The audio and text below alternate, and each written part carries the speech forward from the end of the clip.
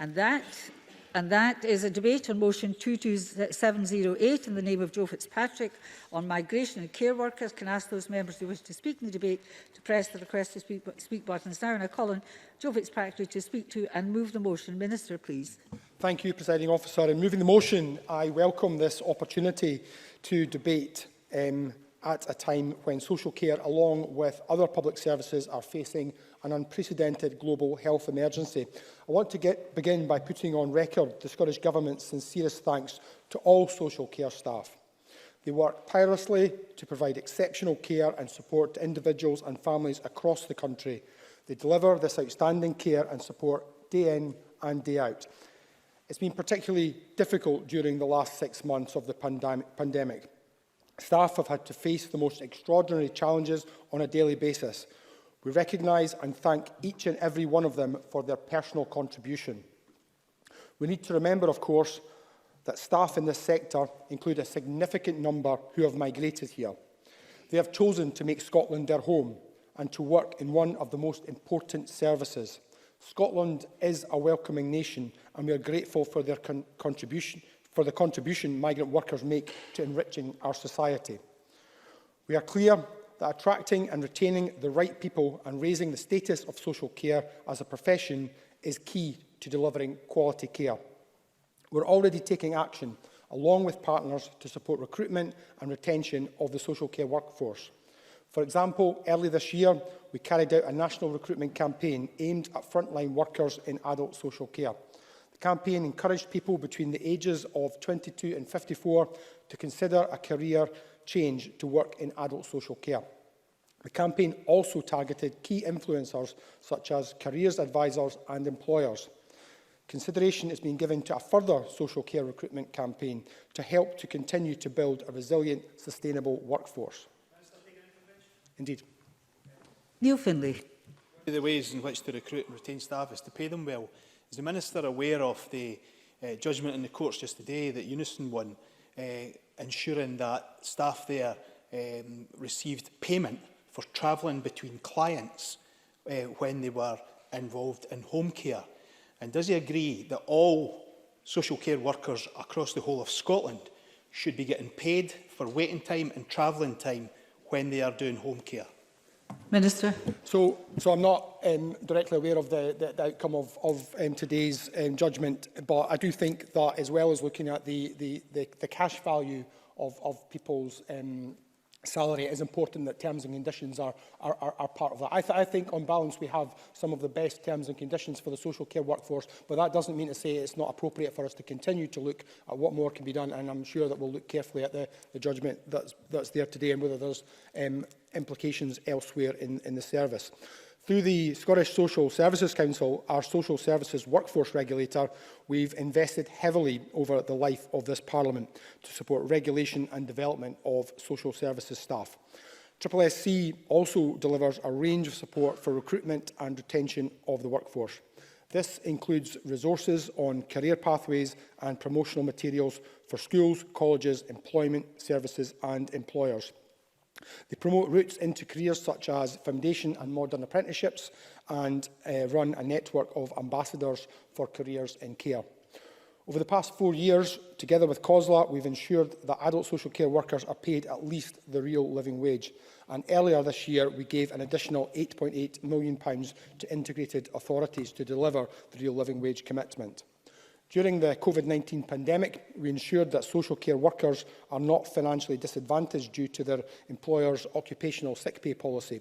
In June, we introduced the Social Care Staff Support Fund, which means that staff will receive their expected income if they become ill or have to self-isolate due to COVID-19.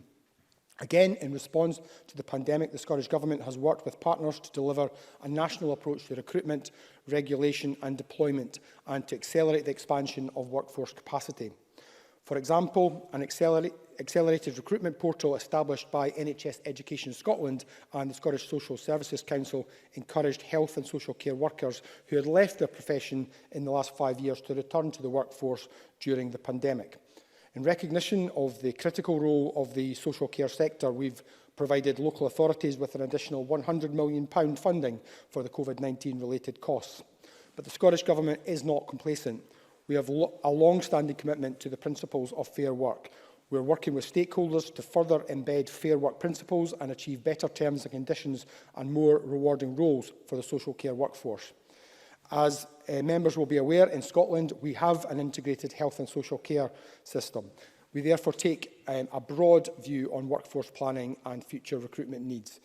We published the UK's first integrated health and social care workforce plan in December last year, and that set out how health and social care services will meet growing demands to ensure that we have the right members of staff with the right skills across health and social care services. Despite the wide range of activities underway to support recruitment in this sector, we still face significant workforce pressures. These pressures are likely to increase if the UK Government's immigration proposals are not amended to reflect Scotland's unique needs. Data collected and analysed by the Care Inspectorate and the Scottish Social Services Council show that vacancy rates for registered care services in Scotland are significant. The latest data showed that 38% of these services reported having vacancies. Vacancy rates are higher than this in a number of specific services, including care homes for older people. And 47% of all care services with vacancies reported having problems filling this. This means that we need to look at all options for filling these vacancies. A study commissioned by the Scottish Government in 2018 found that 5.6% of people employed within adult social care and childcare in Scotland were non-UK EU nationals. That amounts to almost 100,000 individuals. The study demonstrated that non-UK EU workers were valued by their employers and wanted to stay in Scotland. Every one of those individuals is welcome in this country. We will do everything that we can to ensure that they continue to build their lives here. That's why the Cabinet Secretary for Health and Sport, along with COSLA, have written to reassure the social care workforce, most recently in January of this year, to thank them for their commitment to the sector and to encourage EU citizens to apply for the EU settlement scheme. Our Stay in Scotland campaign will continue to reach out to EU citizens in the sector to offer advice and support. But the current UK proposals for future immigration policy following the end of the transition period simply do not meet the needs of our social care workforce. Indeed, they do not meet the needs of our public services more broadly, of our economy or our communities. The UK Government proposes a migration system which measures an individual's value solely by their qualifications and their salary. It dismisses those that do not meet these salary and qualification thresholds as low-skilled, a deeply offensive term, particularly for those working in professions like social care. These proposals show no understanding or appreciation of the crucial role that social care has in our communities. The UK Government's own migration advisors, the Migration Advisory Committee, highlighted concerns about the impact of the proposals on social care. In their January 2020 report, the UK Government noted that the points-based system proposed by the Government would increase pressure on social care, raise the dependency ratio and have larger impacts on some sectors and areas than others. Yet, despite this clear acceptance that these proposals will increase pressure on social care, the UK Government is proceeding with their plans. In Scotland, social care is a qualified, regulated and skill-based profession. Crucially, it is also value-based. All roles in the sector require skilled and confident staff, and increasingly care workers are undertaking some tasks previously carried out by health professionals. They often use technology to provide care, and many are supporting individuals with complex conditions. By the end of this year, the Scottish Social Services Council will require the majority of care workers in Scotland to be qualified to a nationally agreed level. This requirement is not currently the case across the whole of the UK. In July, the UK Government announced the creation of a health and care visa, which was supposed to address the workforce needs of the health and social care sector. However, yet again, the needs of social care were ignored. The visa does not include some frontline health roles and qualified social workers. However, it does not include social care.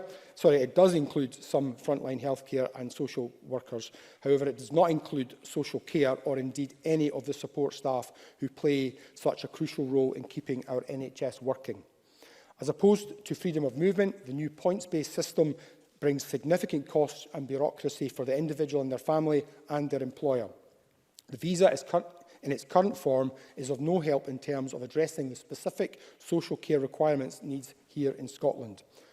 Over the next 4 years, demand for social care staff is expected to increase. Estimates suggest that we will need as much as 10,500 additional staff. It's therefore crucial for the sector to be able to recruit as widely as possible. We must retain the flexibility that international recruitment can provide so that we can meet service demands. One of the key drivers of increasing demand will be our demographic needs. Scotland faces distinct demographic challenges. All of our future population growth is due to come from migration. The Expert Advisory Group on Migration and Population has analysed the impact of the UK Government's immigration proposals on Scotland, and their analysis is clear. The proportion of the population who are of pensionable age is projected to increase, while over the same period, the proportion of the population in Scotland of working age is projected to decline by between 3 to 5% as a result of reduced EU migration. Scotland has distinct needs. We have distinct demographic needs. We have distinct needs because of our rural communities. The UK Government's immigration proposals do not meet these needs or the needs of our care sector. Indeed, they will make existing challenges more difficult, and the UK Government's own migration advisers recognise that fact. They will not meet the needs of our wider public sector, they will not meet the needs of our economy, and they will not meet the needs of our communities. Scotland needs a tailored migration policy which allows us to meet these distinct needs. The UK Government may be content to introduce immigration policies which will increase pressure on the social care sector, but this government is not. Yes. Jamie Harker-Johnson. Thank the member for taking an intervention. Some of these problems that we have in terms of recruitment within the care home sector are not new. They predate COVID, they predate Brexit. Can the Minister lay out what was being done before these two issues arose to actually address the problems that were already there within the care sector? Minister. So I guess one of the biggest things that I mentioned earlier was Scotland was the first country in the UK to have an integrated health and social care workforce plan on how we would take that forward. The trouble is, here we have a proposal from the UK Government that is going to make things more difficult. So we shouldn't be making things more difficult. We should be doing what we can to help. And that is what this Government will attempt to do. In January, the Scottish Government published a policy paper showing how devolution of migration could work within a UK framework. This paper set out detailed proposals for how the UK immigration system could adapt and for distinct Scottish solutions tailored to our needs, including the development of a Scottish visa. Let me be clear, having visas tied to specific jobs or locations is already embedded within the existing immigration system. Individuals routinely enter this country with a visa which ties them to a specific job, with a specific employer or a specific course at a specific university. Of course, we've had an element of differentiation in immigration policy before. Members of this Parliament, particularly those from the Labour and Liberal Democrat parties, will recall the Fresh Talent Initiative, which was developed as a distinct Scottish solution to our population challenge. Other countries, such as Canada and Australia, have successfully used devolved immigration schemes to allow states and provinces to attract people with the skills and abilities that they specifically need. And the Scottish Government has learned from these models and is developing its tailored proposals for Scotland. The establishment of the Scottish Parliament was designed to allow distinct solutions to be developed in distinct challenges. And we are absolutely clear that there is a challenge here. There is a challenge to the future of our social care, a challenge which will be particularly acute in our rural communities, and there is a demographic challenge. The Scottish Government has worked closely with experts, with local government and with providers to develop proposals to meet Scotland's distinct needs. Our policy paper, Migration, Helping Scotland Prosper, sets out detailed, evidence-based proposals to meet these distinct needs, proposals which have broad support. We want to engage positively with the UK Government to develop and deliver solutions that will work. Let us collectively send a message to the UK Government that they need to engage with this Government and this Parliament and deliver solutions for Scotland. Now, Presiding Officer, I can turn briefly to the amendments. We are in agreement with Mr Stewart's amendment. We welcome its acknowledgement of the crucial value of the role of the social care workforce to society and its recognition of the Fair Work agenda, and our clear message that social care roles must be included on the shortage occupation list.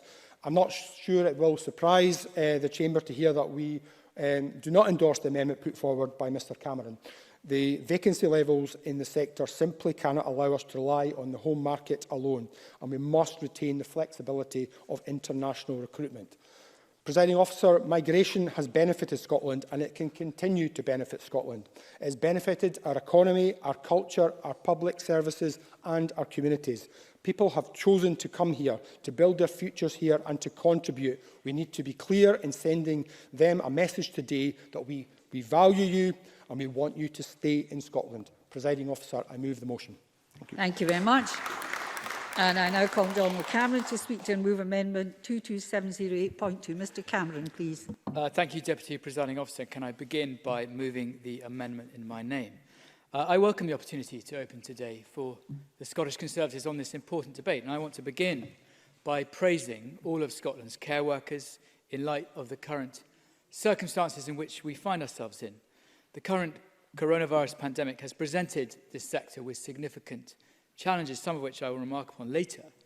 But it's only right to begin by acknowledging the dedication of so many of our care workers who have risen to the challenge of COVID-19. Whether you work in a care home setting, provide in-house residential care, or care for a loved one, all of our care workers are valued immensely. We appreciate the often stressful and difficult nature of jobs in the care sector, but also the daily risks that exist, especially with COVID-19 and ever-present danger. Debates such as these can often end up becoming fraught with political dogma, but we must always remember those who are at the heart of this debate. And we in this Parliament have a duty to support our care staff, but also to create the conditions in which more people want to work in the care sector. Yes, Mr Finlay. Finlay. Political dogma then. Seriously, can I ask, does he agree that the current model of largely privatised social care system is completely broken? Donald Cameron. I don't agree it is broken, no, but I do think it is in need of change and we need to review it.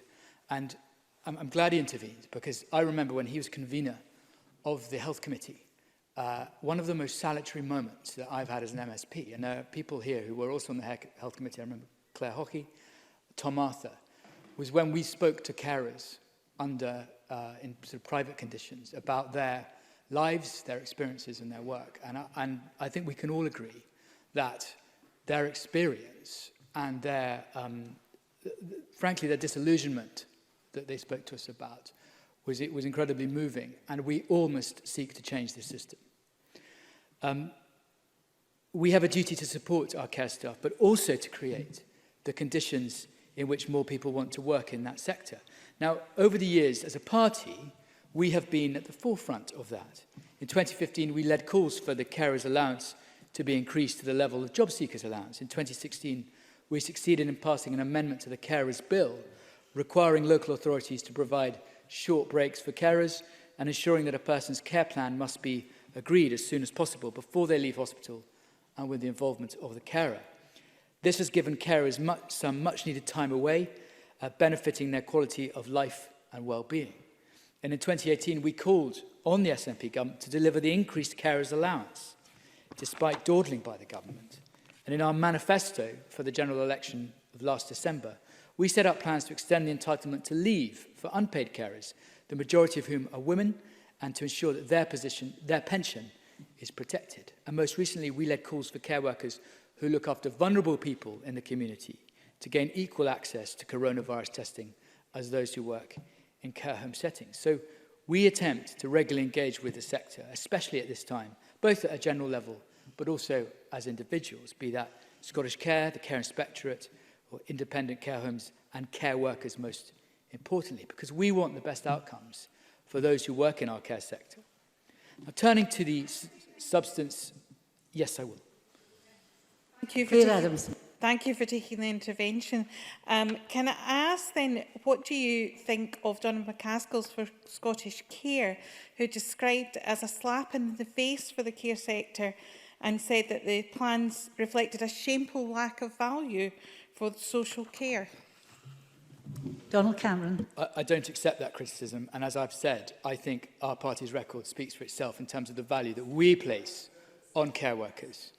Now, turning to the substance of the... I'm sorry, I want to make some progress, please.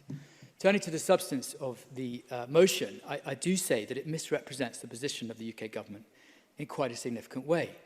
The UK government have never called care workers low-skilled or demeaned the important work that they carry out on a daily basis. Indeed, at the very beginning of this COVID crisis, the Secretary of State for Health and Social Care wrote to every care worker in England to thank them, not only for coping with the significant changes to their own lives as a result of the virus, but for continuing to go to work, taking on extra shifts if others had to self-isolate, and looking out for others in their communities. We have always said that we want to see as many EU citizens who have chosen to make Scotland their home remain here. That is why the UK government established the EU settlement scheme so that EU citizens can continue to live and work in the UK. So far, some 3.8 million settled status applications have been received, and of that, almost 200,000 people have applied in Scotland, and we strongly welcome this. We value our care workers, and we have listened to those justified criticisms of the general measures first proposed by the Migration Advisory Committee. The UK government, for instance, indicated that it would redefine what constitutes a skilled job, so that in future this would be the equivalent of higher grade level in Scotland, not graduate level, as now. It also reduced the headline salary threshold from £30,000 to £25,600, which has the potential to greatly increase the range of occupations available via the skilled worker route. And unlike at present, employers will not have to prove they are unable to recruit from within the UK or the EEA, and there will be no cap on the number of skilled workers. And in addition to this, the minimum qualifying wage will be as low as £20,480 for occupations deemed to be in shortage. I will. Minister Ben Macpherson. Thank you, Presiding Officer, and I'm grateful for taking the intervention. Considering what Mr Cameron has just said, does he agree with me and the Scottish Government that the inclusion of social care workers on the shortage occupation list in order to meet that lower salary threshold for which Mr Cameron just mentioned would be a sensible and important thing to do? Donald Cameron. Well, on that very point, I was about to say that the Migration Advisory Committee will be reviewing the shortage occupation list, which will provide a further opportunity for Scottish employers to make the case for the inclusion of key roles which up to now may have been out of reach of the system. And in future, there will be scope for further flexibility via the Scottish shortage occupation list for jobs which are in short supply, specifically in Scotland. So in my view, the UK government is listening, it is engaging, it is acting upon the range of concerns that have been expressed. And it's also worth noting the principles behind those decisions. In designing an immigration policy bespoke to suit the needs of the whole of the United Kingdom after we have left the European Union, it is right that it is skills-led and that it is fair. And that system will treat people from every part of the world equally, welcoming them based on the skills that they have to offer and how they will contribute to the UK, not where their passport comes from. It will value the skills people have more than ever before, with points awarded for a job offer at the right level, the ability to speak English and meeting the salary threshold, which, as I've already said, was lowered following consultation. I'm sorry, I've taken a number of interventions. I do want to make some progress. The SNP government have been critical of this approach, but need I remind them that it was they who called for, and I quote, a controlled, points-based system to support the migration of skilled workers for the benefit of Scotland's economy in its independence white paper. So what has changed then? I'm not going to, sorry. I appreciate you'll be able to close for your party.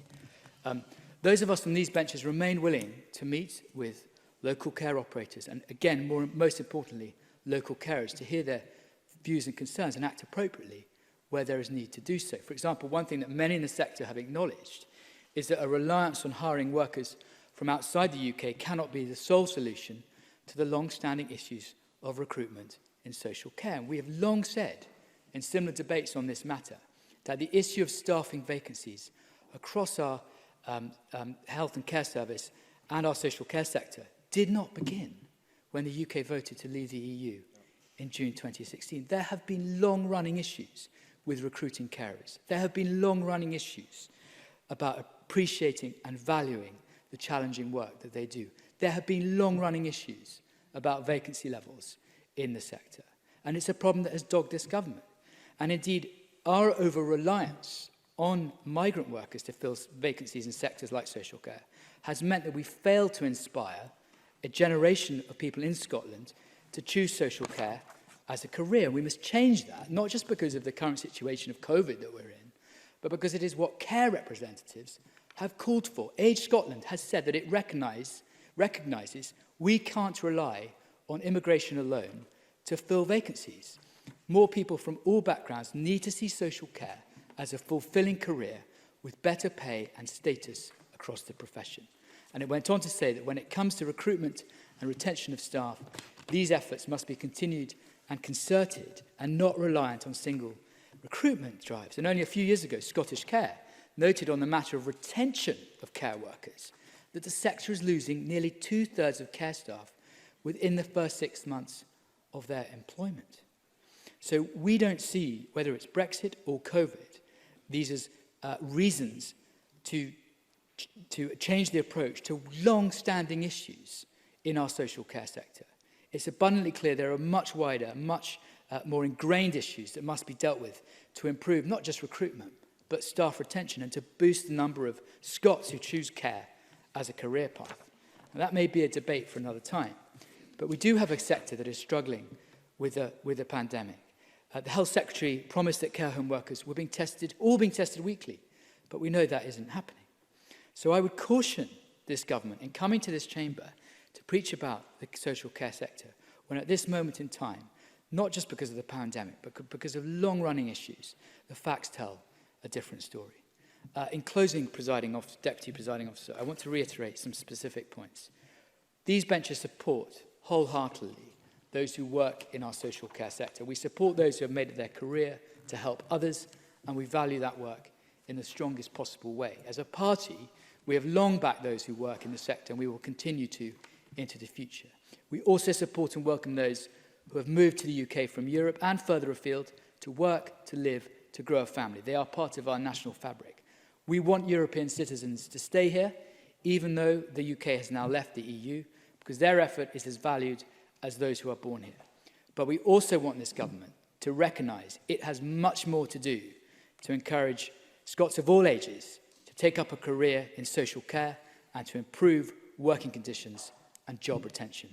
Our amendment makes these points, and I would encourage the Chamber to support it. Thank you. Thank you very much, Mr Cameron. And I can now call David Stewart to speak to and move Amendment 22708.1. Mr Stewart, please.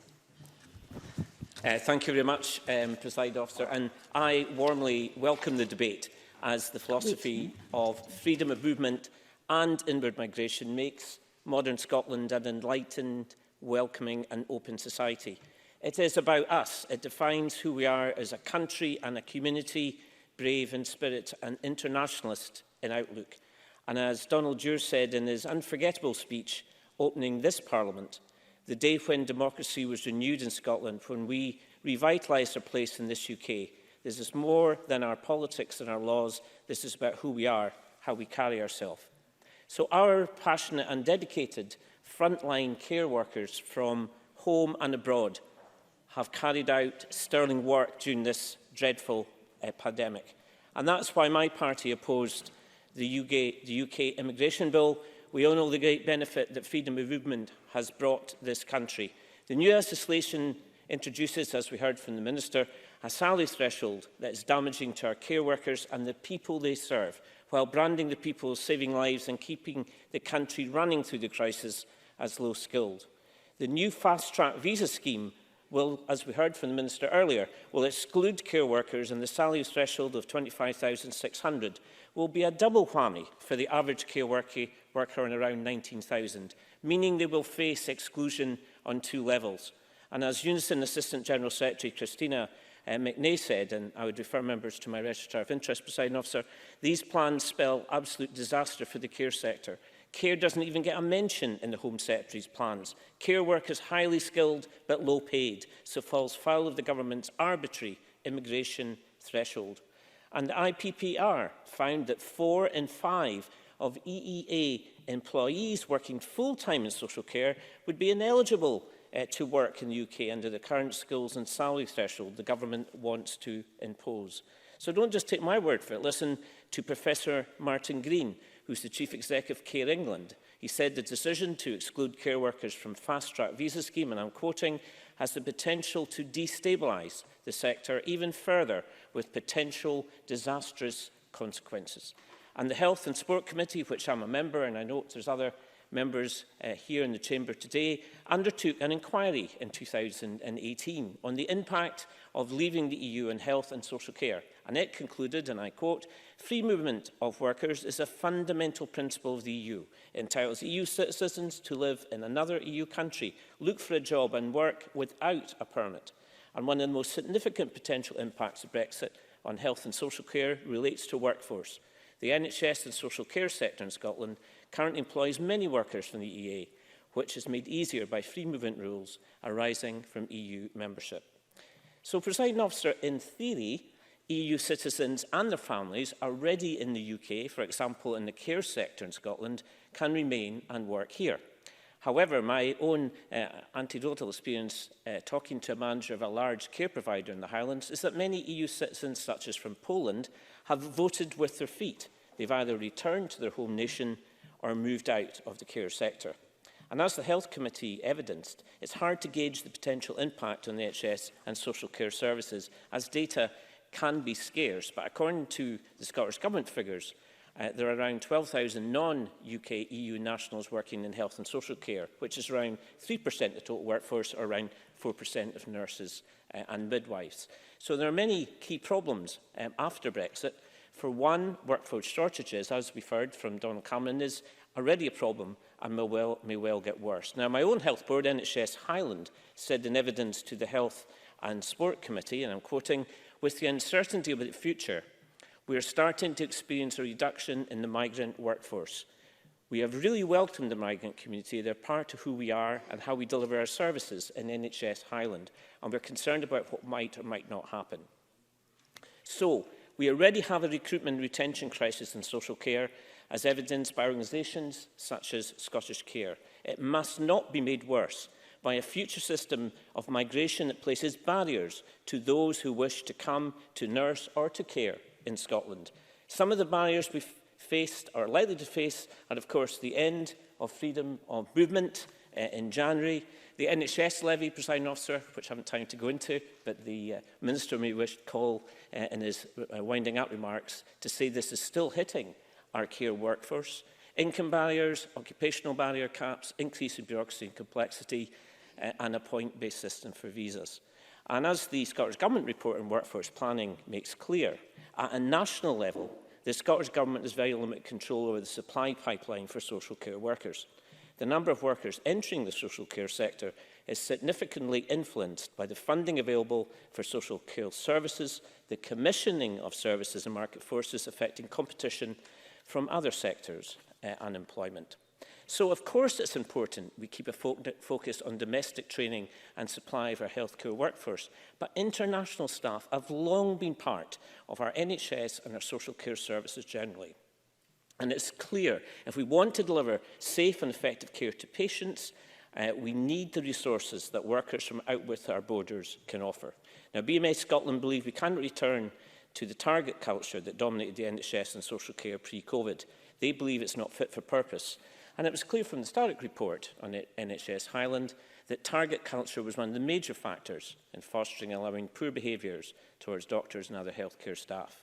As the BMA say, the introduction of the new health and care visa was a key opportunity for the government to acknowledge the value and contribution of all international healthcare staff.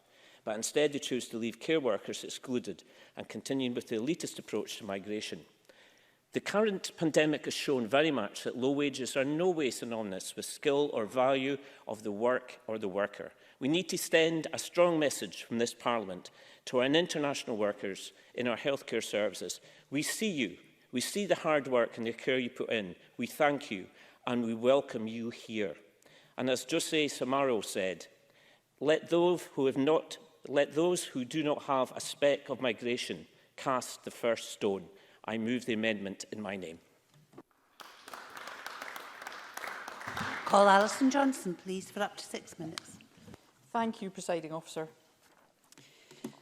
During the early months of the pandemic, I, like many of you in the chamber, stood on my doorstep every Thursday at 8 p.m. and joined neighbours and we clapped for carers. Yet just 4 months later, here we are, debating the classification of our care workers as low-skilled. I hope that's not lost on anyone. The UK Government's post-Brexit immigration plans are an insult to those who've worked so hard to care for our loved ones in the midst of the pandemic.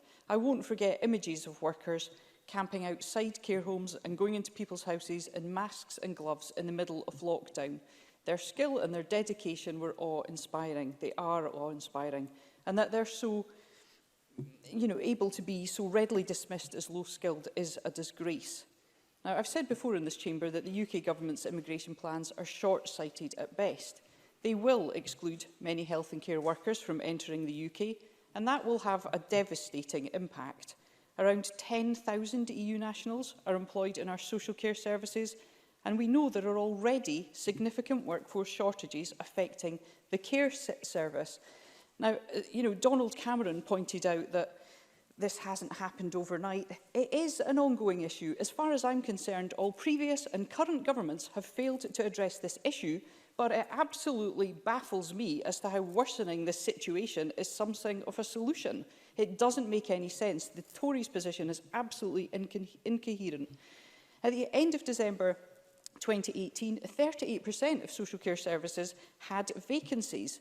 The care system has been heavily reliant on EU workers, and these proposals pose a significant risk to social care and therefore the entire health and care system. And there are also significant workforce shortages for nursing support roles across health and care. The Royal College of Nursing are calling for nursing and care support roles to be listed on the shortage occupation list, and I wholeheartedly support this call. As the motion states, the UK Government has proposed a salary threshold of £25,600. Scottish Care tell us that this would mainly affect female migrants who will only be able to access around 37% of available jobs. And research indicates that 53% of roles filled by migrants in Scotland earn less than £25,000, including up to 90% of jobs in the care sector. So this proposed salary threshold fails to recognise that the vast majority of those working in Scotland earn less than this figure, working in social care. And David Stewart's amendment notes, quite rightly, that low pay within the social care sector is one of the main reasons for challenges with recruitment and retention in Scotland. I agree entirely that these wages don't reflect the skilled work done by social care staff. Who in this chamber could disagree? Who in this chamber could stand up right now and tell me that people working in social care are being paid appropriately? The COVID-19 outbreak has emphasised that wages don't always reflect the skill or the value of workers. A worker providing care to elderly and vulnerable care home residents is carrying out a skilled and fundamentally important role, which the UK Government's proposed system simply doesn't recognise the value of. People were rightly appalled and challenged a BBC TV news report which described care workers and bus drivers as working in lower skilled jobs. It's a shocking and all too prevalent narrative. That is the prevalent narrative in too many quarters, and we have to challenge it at every turn. So, as I've said, the UK Government's plans will not impact on the care sector alone. The pandemic has shown how reliant the health service is on social care and vice versa. The two are inextricable. However, despite integration, they're too often viewed as separate services, and Scottish Care has warned that the whole health and social care system must be considered in its totality, not in silos. Now, more than ever, we need to ensure that the relationship between care and health is an equal one. And if the UK Government is to discourage care workers to come to the UK, it has to consider the devastating impact this will have on health services. A well-staffed social care service is essential for the sustainability of the NHS. So the value of the care sector is absolutely clear. But this is about more than potential economic harm. Scotland and its residents have benefited from migration in both directions, but Brexit will expand the hostile environment dramatically, applying it to countries that previously had freedom of movement with the EU. And as vital as the care sector is, we must never just view migration purely in terms of how it benefits us. These plans have got to be viewed in the context of the UK Government's long-standing attitude towards migrants. The Windrush scandal saw carers arrested and threatened with deportation. The hostile environment continues to this day, despite the public outrage, as the details of the abuses committed by the UK Government came to light. It continues to impact on migrant workers, including many carers, which in turn encourages more informal working arrangements that are open to abuse. Social care has a low-paid, predominantly female workforce. There are issues with unpaid overtime, with 0 hours contracts and excessive working hours. The Fair Work Convention published a report on Scottish social care in 2019. This found that 20% of workers aren't on permanent contracts, 15% work unpaid overtime.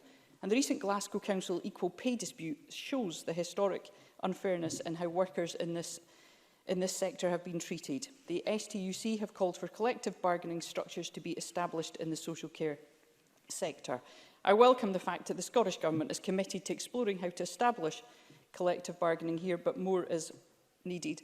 Presiding Officer, I realise that I am running out of time. I look forward to taking part in this debate as it proceeds this afternoon. Thank you. Alex Cole-Hamilton, please, for up to 6 minutes. Thank you very much indeed, Deputy Presiding Officer. I'm grateful to the Government for making time for this very important debate and assure them of our support this afternoon. When we're facing so many unavoidable hurdles and challenges just now, it really beggars belief that the UK Government would voluntarily inflict such a damaging agenda on such a vital workforce at such a key time. We were all, as Alison said, out clapping for carers every Thursday, but the immigration policy that will come into effect in the new year will undermine that workforce and leave many of them in real doubt as to their status and their situation going forward. At the start of this month, my colleague in Westminster, Christine Jardine MP, put forward a private member's bill calling on all foreign nationals who currently work in our hospitals and in our care homes to be given the offer of indefinite leave to remain. This doesn't strike me as a lot to ask for. It has been hard on all of us, the pandemic, but those working in COVID red zones, be they in our wards or in our care homes, have lived and worked at the business end of this pandemic these past 6 months. People have gone above and beyond and put their lives on the line for the good of others across our health and social care services. But for many of them, they don't even know if they will be allowed to stay in the UK where they have made their home. Not only is it immoral and lacking in basic human decency, it is also harmful to our society and our economy. With an ageing population, the health and social care sector will need to expand to meet the increasing demand placed upon it. We know that we need more people with these skills, not less of them.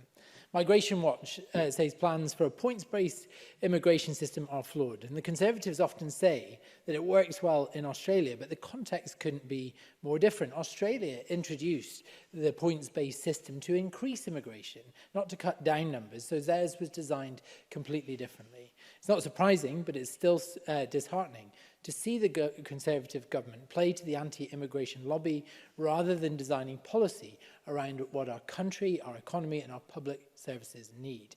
And so many EU citizens and others who are working and paying taxes here have had to endure years of uncertainty because of Brexit, and now with only 6 months' notice, employers and the Home Office have to get ready for a totally new set of rules. If it goes ahead, how we will secure that and attract skilled and talented people to come here, I do not know.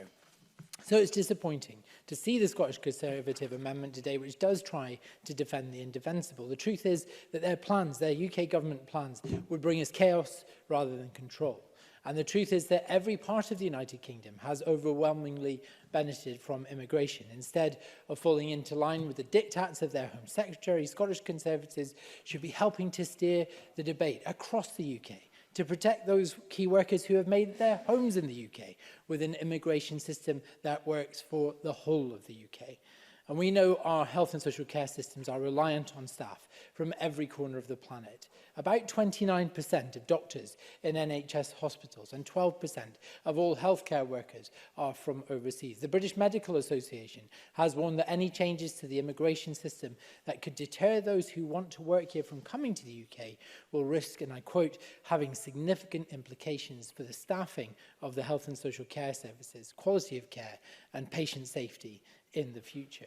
We are already dealing with vacancies and staff shortages without this new immigration system. And the Royal College of Nursing, who provided us all with an excellent briefing, say in Scotland that significant workforce shortages of nursing support roles across health and social care sector. And the RCN are also right to point out that the introduction of health and social care visas was a missed opportunity to acknowledge the valuable contribution made by this sector. Excluding social care staff from this is entirely wrong. The pandemic has really highlighted how interdependent our health and social care systems are, and there is no logic in applying different rules to either of them. Presiding officer, it is insulting to categorise the key workers, as so many of my colleagues have said today, it is insulting to categorise key workers in social care as being low skilled. This is a vocation, it is a caring profession. It should be a profession of choice, in that a challenge that is incumbent on this Parliament to make young children in schools today aspire to enter. It is an insult to them and their hard work, but it's also to the people that they are caring for. And this motion is right to address and correct that the salary threshold of £25,600 is totally arbitrary. It's a number plucked from the air, and it will shut out qualified staff whose skills and talents we sorely need. As the Labour amendment rightly notes, and we will support it tonight, pay, terms and conditions within the social care sector are still a long way short of reflecting the importance of the work staff do. One way or another, that needs fixing, and it needs fixing fast. Deputy Presiding Officer, in closing, these benches will support the government's motion. Our social care workers, and indeed all people living here, deserve to be treated with dignity and respect, which is so clearly lacking from this current immigration agenda, an ideological agenda driven by a right-wing Conservative government at Westminster. It's one that Liberal Democrats, when we were in coalition government, put the brakes on and stopped them achieving. But governing encumbered as they have done these last 5 years and more has shown the mettle and the measure of the policies behind their true immigration policy. And as such, we support the government tonight, and we will be voting against the Conservatives. Thank you. We move to the open debate now, and speeches of no more than 6 minutes, please. John McAlpine, to be followed by Brian Whittle. Thank you very much, Presiding Officer. I'm very grateful to the Minister for bringing forward this motion today.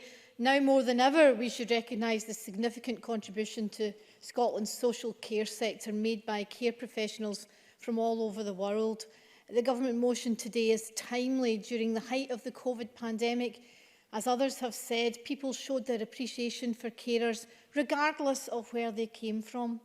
They stood outside their homes and applauded all health and care staff, not just those born in the UK. Children painted rainbows for everyone who put their lives on the line. The public support for NHS workers and care workers was heartfelt, and it was indiscriminate. What a pity that the UK Government has not followed their lead. The UK's proposed immigration system excludes thousands of people simply because of where they come from, people who just a few months ago were on the front line of a war against that invisible enemy which robbed so many families of their loved ones. It beggars belief that the social carers and health support staff who feed, washed and comforted the sick and dying at significant risk to themselves will be excluded from the UK Government's new health and social care visa.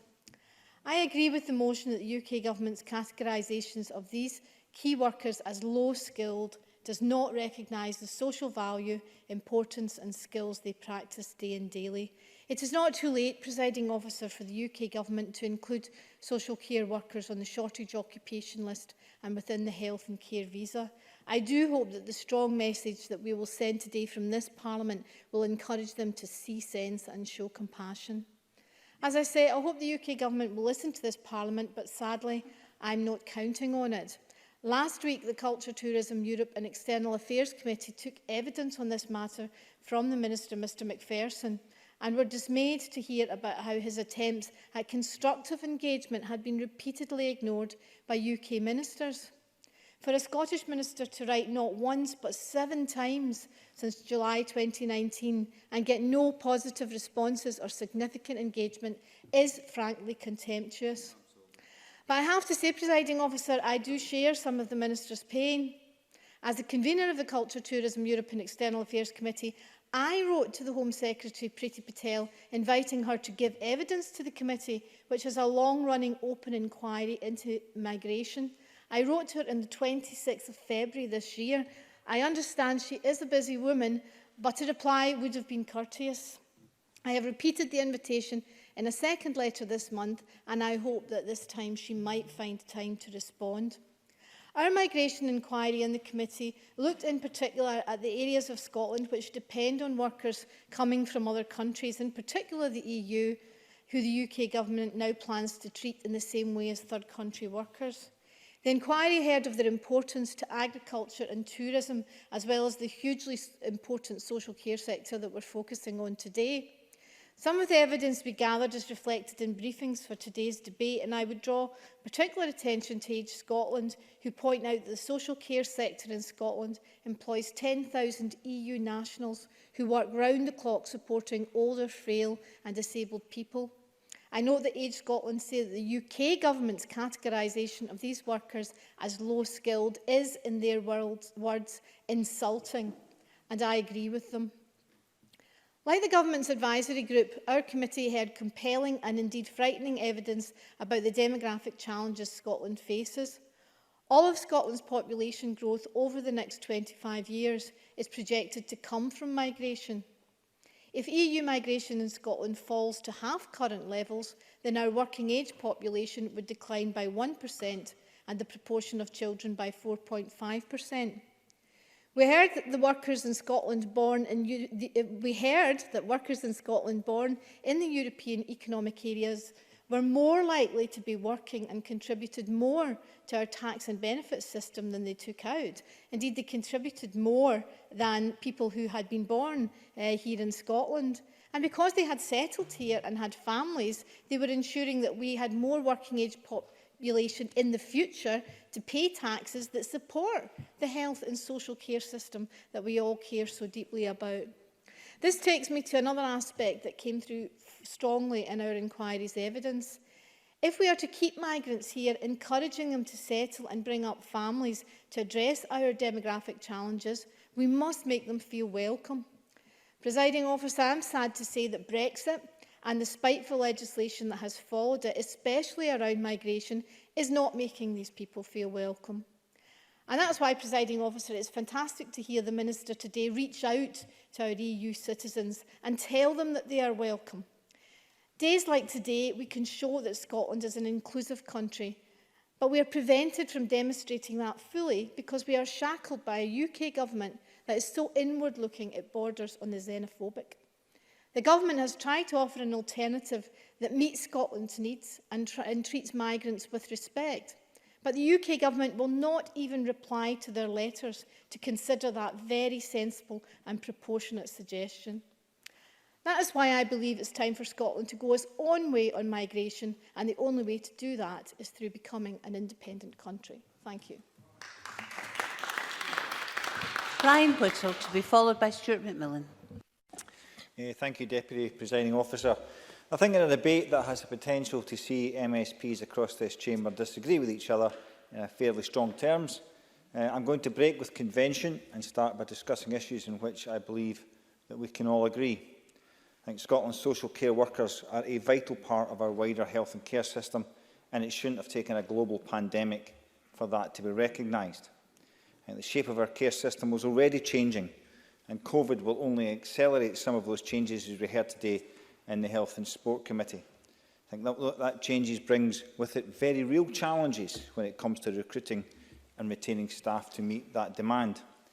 There is, without question, a place for workers from other countries in Scotland's social care sector, our health sector or any other sector, and none of us wish to see them frozen out. And that is why we welcome the fact that all those who are living and working in Scotland can continue to live and work here.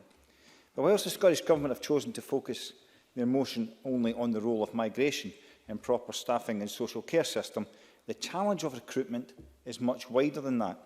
And we need to ask how we make careers in social care more attractive, a more attractive prospect for anyone, be them from Scotland, other parts of the UK or further afield. We need to look at how we make social care a potential second career, how people entering the sector after doing other jobs, not just about recruiting school leavers and graduates. The Scottish Government have asked our college sector to look at running upskilling courses for those negatively impacted by the current pandemic. How about being a little bit more proactive, joining up the dots and putting social care on that upskilling agenda? I also note from the Scottish Government's motion that it actually briefly touches on one of the key ways in which we can improve recruitment and retention when we speak about the social value, the importance and skills required to do these crucial roles. I think we have to tackle a perceived hierarchy of prestige of jobs in health and social care, which sees social care as a lower on the value scale than, say, nursing or many other healthcare professions.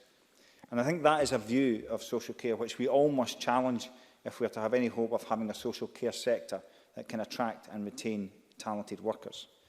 Like so many other jobs, social care is hard, both physically and emotionally demanding. But it can also be tremendously rewarding. And again, that is something we have a duty to promote. I know also the Scottish Government's motion refers to workers in this sector as being described as low-skilled. In truth, it's not a term I would like to use about any job, and I think it's a throwback to the past. And I think when we value jobs purely on skills required as a minimum barrier to entry, it's only a matter of time before someone points out that on that basis, MSP is a very low-skilled job. Every job requires skills of one kind and another, and that kind of terminology just adds to the perception of some careers having less worth.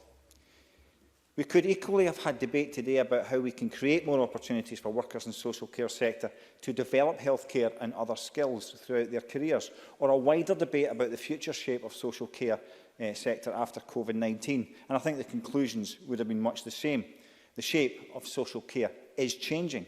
We have to think now about everything that's needed to keep up with that change. Deputy Presiding Officer, the issues around recruitment and retention in the social care sector was there well before COVID-19 or Brexit for that matter. Yet this is where the Scottish Government, I feel, is hiding. The fact of the matter is there is a workforce that is undervalued and underpaid. And I think we could all agree on that point. But have the Scottish Government come up with a resolution on that issue after 14 years? No, they haven't. The introduction of the living wage by the Conservative Government was a start. But in its implementation, the Scottish Government created another big problem because the care home's largest outlay is in salary. However, when asked to raise their workforce salaries to meet the living wage, a move welcomed by the care home sector, the recompense to care homes did not cover that cost, and many went out of business, with many more on the brink. This debate, I seem to see the same pattern from the Scottish Government when we discuss nursing or midwifery shortages, which was a direct result of Nicola Sturgeon cutting places in 2012. Who would have thought by doing that we would lead to fewer staff in our NHS? Or the fact that we have a GP and consultant shortage? Could that have anything to do with the fact that the Scottish Government have limited the number of places for Scottish students? Even when they have the qualifications that they need, we need to make the system work for our healthcare sector. It's about creating opportunity, not just in the initial deployment, but also having pathways to develop. What's more, even as we warmly welcome all those in Scotland, from wherever they may originate, we must also accept responsibility for creating opportunities for Scottish and British students either to start their careers or move on with their careers. I have to say, Deputy Presiding Officer, in closing, I think this debate reeks of SNP continual need to deflect and bluff their way out of accepting responsibility. If only they would put as much effort into developing the solutions with all the levers at their disposal instead of blaming elsewhere for their own lack of vision. Perhaps we would be in a better place. I think it's lazy politics and just another example of a party that's supposed to be in government but acting like a protest party with only one idea in their head. If you can only find a way to use your extensive powers, if you can't find a way to use your extensive powers in this Parliament for the betterment of Scotland and its people, then get out of the way and let those of us who do care, who do have vision, get on with the job. Scotland deserves better than division and divisiveness and a lack of ambition beyond this constitution. Once again, it's not good enough from this tired, one-dimensional Scottish Government. Deputy Presiding Officer. Stuart McMillan, followed by Neil Findlay. Thank you very much, Presiding Officer. Presiding Officer, first of all, I am pleased to be speaking this debate, but also sad that this debate is actually required. Now, inward migration enriches our society for the better, and migrants make a net contribution to our economy, our public services, and also to our public finances. And I'm pleased that the Scottish Government is committing more than £1 million to the Stay in Scotland campaign to support our EU citizens during and beyond the transition period to continue living, working and also studying in Scotland. This not only sends a message, a positive message, but demonstrates that Scotland is welcoming to our EU friends. On an issue of such importance as immigration, it is disappointing, but not surprising that the UK Government have repeatedly ignored the Scottish Government, and as my colleague Joan McAlpine spoke about, I'm also on the same committee. We heard this last week, about 7 letters being sent and ignored by the UK Government. To me, this shows a few things. It's either the height of complete arrogance and disregard from the London administration, or complete incompetence. Now, I read the 2 amendments with interest, and first of all, it looks like the Labour Party have moved on from their controls and immigration slogan and the red mug, which I very much welcome the fact they have moved on from that. And David Stewart's speech was certainly in total contrast to that position a few years ago. And as for the Tories, Gordon Brown's British Jobs for British Workers has been redrafted and somewhat softened, according to their amendment. Now, I gently say to the Tories that local recruitment will be happening, but if the employers can't find the people to work in that particular sector, and in this case the care sector, then they do have to find staff from elsewhere. And some people will point to the unemployment stats and suggest that there's a workforce sitting at home doing nothing. Indeed, some of these individuals may well be qualified to work in the roles, but for a variety of factors, including ill health, potential lower pay, family circumstances, and many other examples, they might not be in a position to actually apply for any of these jobs. And Donald Cameron spoke of job retention, but people will leave jobs for a variety of reasons. And also, if somebody actually goes into the care sector and they leave within a matter of months because they realise it's not something for them, then I would argue, and I'm quite sure many others would argue as well, that that's probably a good thing that they are leaving, because in the care sector, in some instances, some of these people are the most vulnerable in our society, and you want people who are going to be looking after them to actually want to be there to do that particular role. As somebody said earlier on, it's a vocation. Now, this pandemic has shown beyond doubt that jobs which the UK Government has previously described as lower skilled are in fact a whole range of absolutely vital roles filled by dedicated people with valuable skills and also knowledge. And we've already had the quote from Dr. Donald McCaskill earlier on, and this quote, I think, actually says a huge amount, certainly from Mr McCaskill, but also about the UK Government.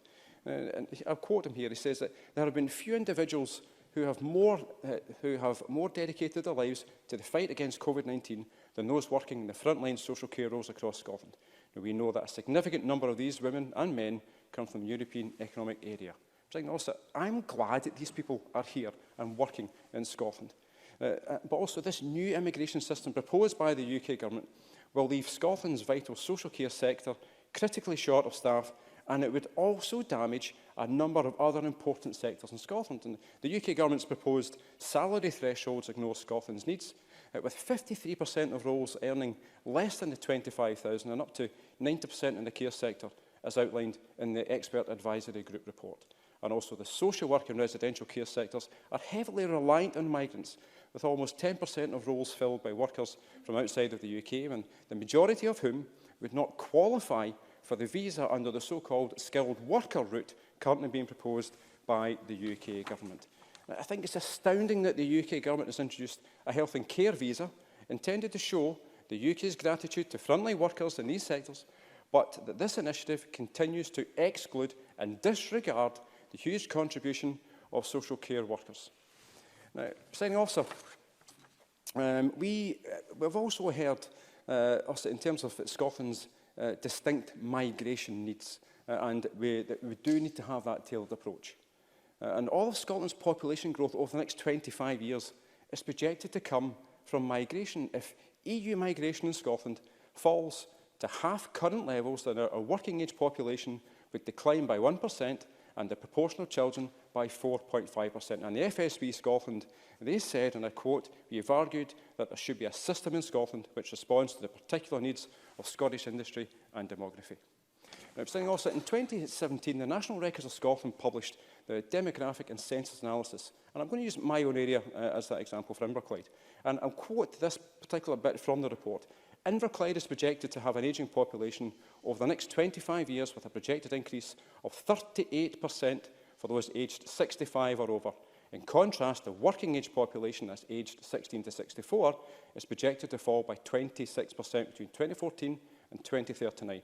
So according to the 2011 census, even though there were 850 EEA-born nationals living in Inverclyde, we still have population decline. So the Tories need to tell me and my constituency who will look after our older people if the start population projection actually happens. And I don't believe for 1 minute that Donald Cameron is the type to lift up the drawbridge after himself, unlike some of his party colleagues down in the Westminster Parliament. But it does, however, need to tell me and my constituents how we are going to look after this demographic time bomb in my area and also other areas of Scotland if we are going to actually lift up that drawbridge and refuse to allow EEA nationals to come into this country. Neil Findlay, followed by Tom Arthur. Thanks, Presiding Officer. This is a very important debate, but I think it's a huge regret the way that it has been framed. It's like shooting, I have to say, rather ugly fish in a barrel to have a kick at the way Johnson's government has set its financial cap on inward migration. And by God, they deserve to be hammered for it. It is divisive, it is prejudice, it's damaging, it's unfair, and it doesn't surprise me one bit knowing the way that they operate. I think it's a compliment that people see the nations of the UK as countries where people want to live and work and socialise and bring up their families. But Johnson's Tories see this not as an enriching phenomenon, but one that they want to frame negatively in terms of threat and challenge and competition. And we all know that the reality is, in many sectors of our economy and society, they would collapse without our friends from overseas working in them. But I have to say, I have to raise a word of caution, listening to the debate so far. I don't think it's okay for us to say we want all the social care staff to come here and work in social care in Scotland without any thought whatsoever about the skills drain from their country of origin. Is it okay that we have people cared for here, irrespective of what happens in Slovakia or France or Germany or whatever? That is not solidarity. That's selfishness, in my view. So we need to have a thought for that too. The government motion rightly rejects the Tories' negative approach, but this debate today cannot ignore some of the huge issues on our doorstep here. The social care system, in my view, is well and truly broken. The COVID crisis didn't bring about this situation, it was already there. COVID simply brought it onto the top of the news agenda. And isn't it appalling that it took the discharge of thousands of untested and COVID-positive patients to care homes to bring social care onto the main news headlines? Isn't it shameful that it took the deaths of hundreds of our loved ones to expose the blatant disregard for older people? Isn't it appalling that it took the disease running rife so that care staff got the PPE they had been calling for years? Isn't it a scandal that older citizens were pressured into agreeing to DNR notices, some by text message? And isn't it scandalous care home staff still are not being tested?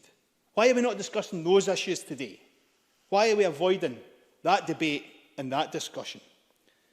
And why can't the First Minister or Cabinet Secretary not answer this? When they have been asked, they can't answer it. When did they know untested or COVID-positive patients were discharged to care homes? I've been asked that question dozens of times, and they answer it in every possible contrived way, when the reality is we only want to know one thing: a date. That's all we ask for. So why can't they tell care home staff the answer to that simple question? But, Presiding Officer, the big question in this debate that should be addressed is why care home staff and home care workers are valued so little. I cannot speak highly enough of the workers who have looked after my mum and the residents at the Crofthead Care Home over the last 8 months. And I know that families like mine across the country will be feeling exactly the same about what happened during that period. And yet today, a service support worker for the Red Cross is advertised at £8.72 an hour. A support worker for Scottish Autism, £9.30 an hour. For Sense Scotland, someone doing night shifts, £9.30 an hour. A care assistant for SCRT Home Care, £9.30. For HC1, remember them, £9 an hour. And a cook with Ion Care and Support Services, £8.72.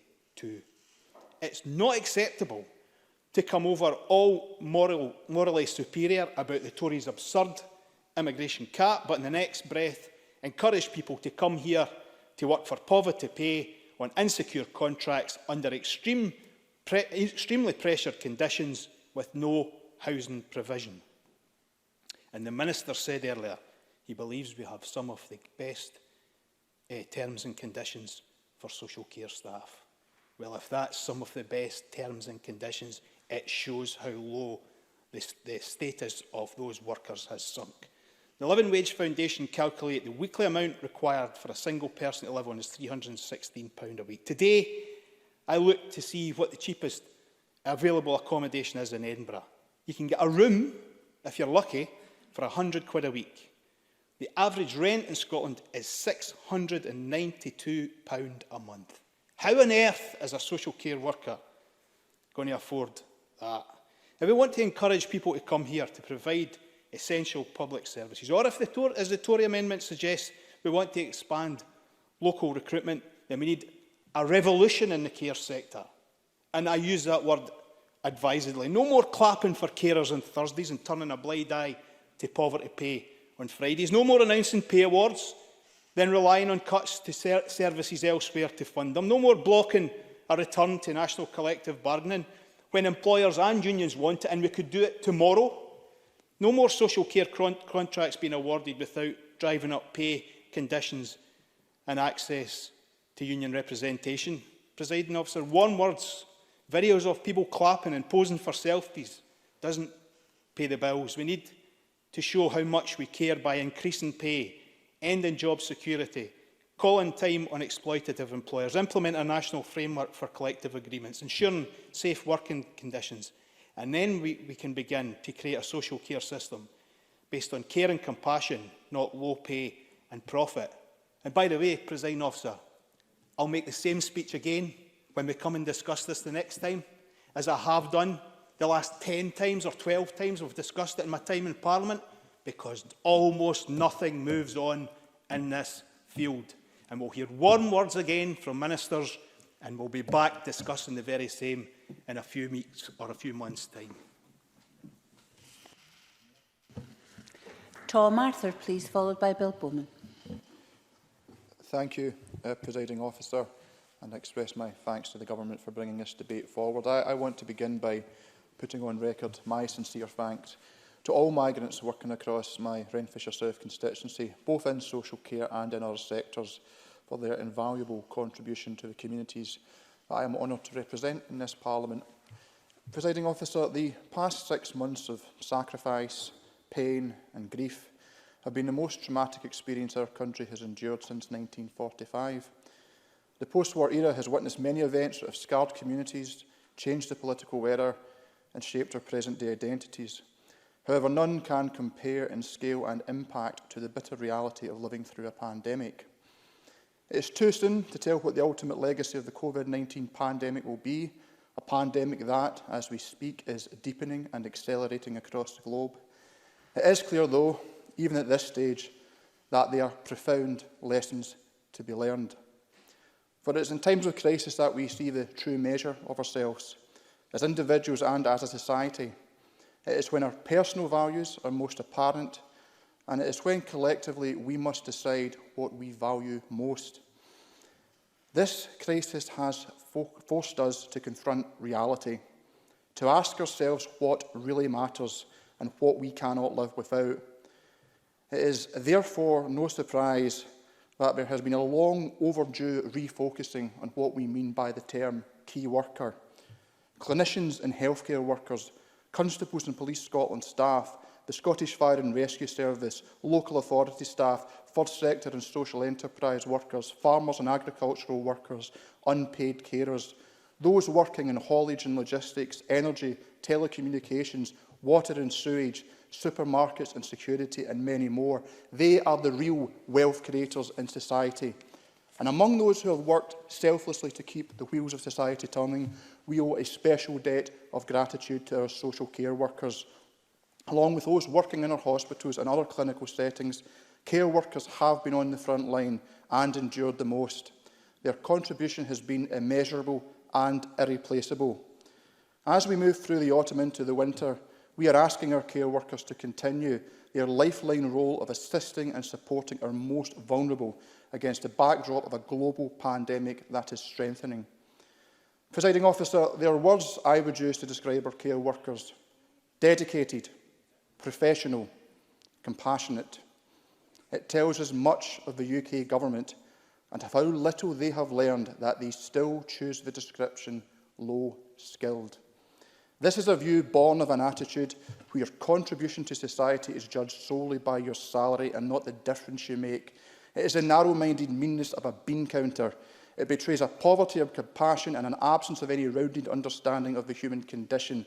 It is a product of withered minds manacled to a dehumanising ideology, insensitive and impervious to the benevolent and selfless impulses that motivate people to choose caring as a career.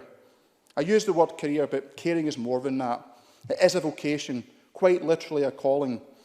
It is not a job that just anybody can do, and it is certainly not unskilled. I think most of us have always recognised that, but perhaps we've not been as vocal as we should have been.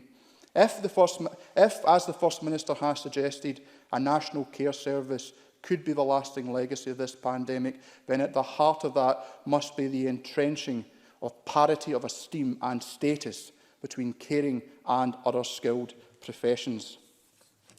Before then, it is of course the case that we should use all of the existing powers of this Parliament to encourage people into caring. One such crucial central power is our budget setting process, in particular how much we choose to spend on social care and how we pay for it. There is still time, just for this session of Parliament to have a mature discussion about the budget. It would require serious engagement. No more uncosted shopping lists and demands for tax cuts while simultaneously calling for increased spending. It would mean difficult decisions and would require compromise. And it would also mean the Parliament collectively owning whatever budget was passed. And while it is true to say that in order to support recruitment and retention in social care, it will be necessary to use all of the levers at our disposal in this place, that alone will not be sufficient. Scotland faces significant demographic challenges in the coming years. Until well into the middle of this century, all of our population growth is projected to come from inward migration. As things stand, migrants from out with the UK already make a significant contribution to the social care workforce. With vacancies across the sector recently as high as many as up to 38% of companies being affected, it is patently obvious that the future sustainability of care services in Scotland will depend upon attracting people into the profession from beyond these shores as well as from within the country. These points stand for other sectors too. Presiding Officer, the case of migration and care workers is but one example of where this Parliament's ability to respond effectively to a pressing social and economic need is restricted by the current division of powers on these islands. Worse than that, the challenges we face are exacerbated by UK Government decisions. Now, as I've said, that doesn't mean we cross our arms and do nothing. As Age Scotland state in their briefing for this debate, the Scottish Government's efforts to recruit and retain staff are welcome. Therefore, we must continue to do all that we can. In closing, however, I would simply observe that this is yet another example where Scotland loses out by not having the powers of a normal independent country. It demonstrates that far from being a constitutional abstraction, the question over which powers reside in this Parliament and which reside in Westminster has profound implications for the well-being of all of us, and particularly the most vulnerable members of our society and those who care for them. Bill Bowman, followed by Claire Adams. Thank you, Deputy Presiding Officer. I welcome the chance to speak in this debate. It is an important topic and one that needs to be addressed in both a careful and a considered manner. The Scottish Conservatives value the work that many migrants do as part of our care sector in Scotland, and the UK Government wants every single one of the 10,000 European Union nationals who provide essential, round-the-clock support to older people and those with disabilities in Scotland to stay. As we know, the social care sector in Scotland is already under immense pressure. In the past year, 38% of care services reported having vacancies. The reasons for this, they found that there were not enough nor appropriate applicants for the positions.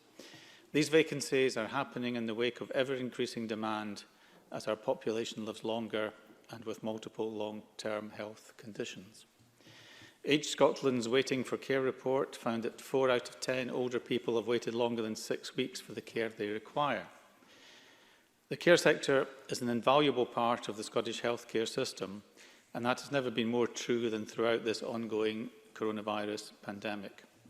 However, lack of care provision has a direct impact on the NHS, with a daily cost for each delayed discharge for each day someone is kept in hospital due to lack of a social care package in place for them. This costs the NHS Scotland about £122 million annually. In 2018, 474 people died while waiting to be discharged from hospital. 423 of these people were waiting for health and social care packages to be put in place. Furthermore, an ageing population, which Scotland has, increases the burden on the social care system.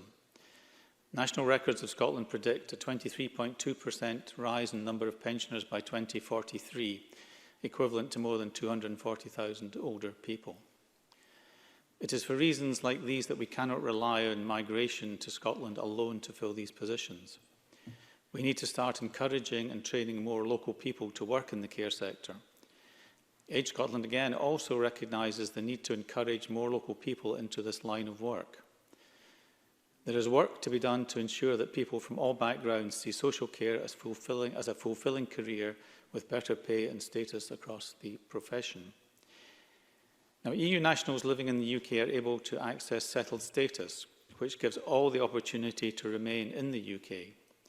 The EU settlement scheme is a free scheme which enables EEA and Swiss citizens resident in the UK and their family members to obtain settled status. Successful applicants will be able to live and work in the UK after June 2021. Now, long before the pandemic, the Scottish Conservatives were already a voice for carers. We led the way in calling for carers' allowance to be increased to the level of job seekers' allowance. We were... Sorry, yes, of course. Joe Fitzpatrick. I thank the member for taking the intervention. I wonder if the member can tell us how much more money carers in Scotland get compared to carers in elsewhere in the UK. Bill Bowman. I think perhaps as the Scottish Government you should know that. We are supportive of increased support for unpaid carers. We increased rights for carers. In 2016, we succeeded in passing an amendment to the Carers Bill requiring local authorities to provide short breaks and ensuring that a person's care plan must be agreed as soon as possible before they leave hospital and with the involvement of the carer. This has given carers much needed time away, benefiting their quality of life and well-being. Now, meanwhile, the SNP have failed to protect carers through the pandemic. They are failing to fulfil their pledge to test all care home workers weekly. On 13th July, Health Secretary Jean Freeman said testing of all staff is now a weekly occurrence. However, in the week August 28th to September 3rd, only 36,000 care home staff were tested out of approximately 53,000 care home staff in Scotland. At the height of the pandemic, it was the Scottish Conservatives who highlighted the importance of PPE for our carers. Scottish Care said home care workers said themselves that they'd been left unfairly exposed to the lack of PPE. We pressed the First Minister on the stock levels of PPE and stressed it was not just for hospitals but also for care homes and residential care. It was the Scottish Conservatives who suggested involving the armed forces to help get PPE to the places they needed it. I conclude by reiterating that we understand the pressures the care sector is facing. Care workers have been extraordinary during the past few months. We will continue to work with the UK Government, industry and sectoral groups from across Scotland to ensure we have an immigration system that meets our needs. The UK Government are engaging regularly with the care sector, but we recognise the importance of these jobs being valued and trained for in the UK. We do not want migration to be the only alternative to that.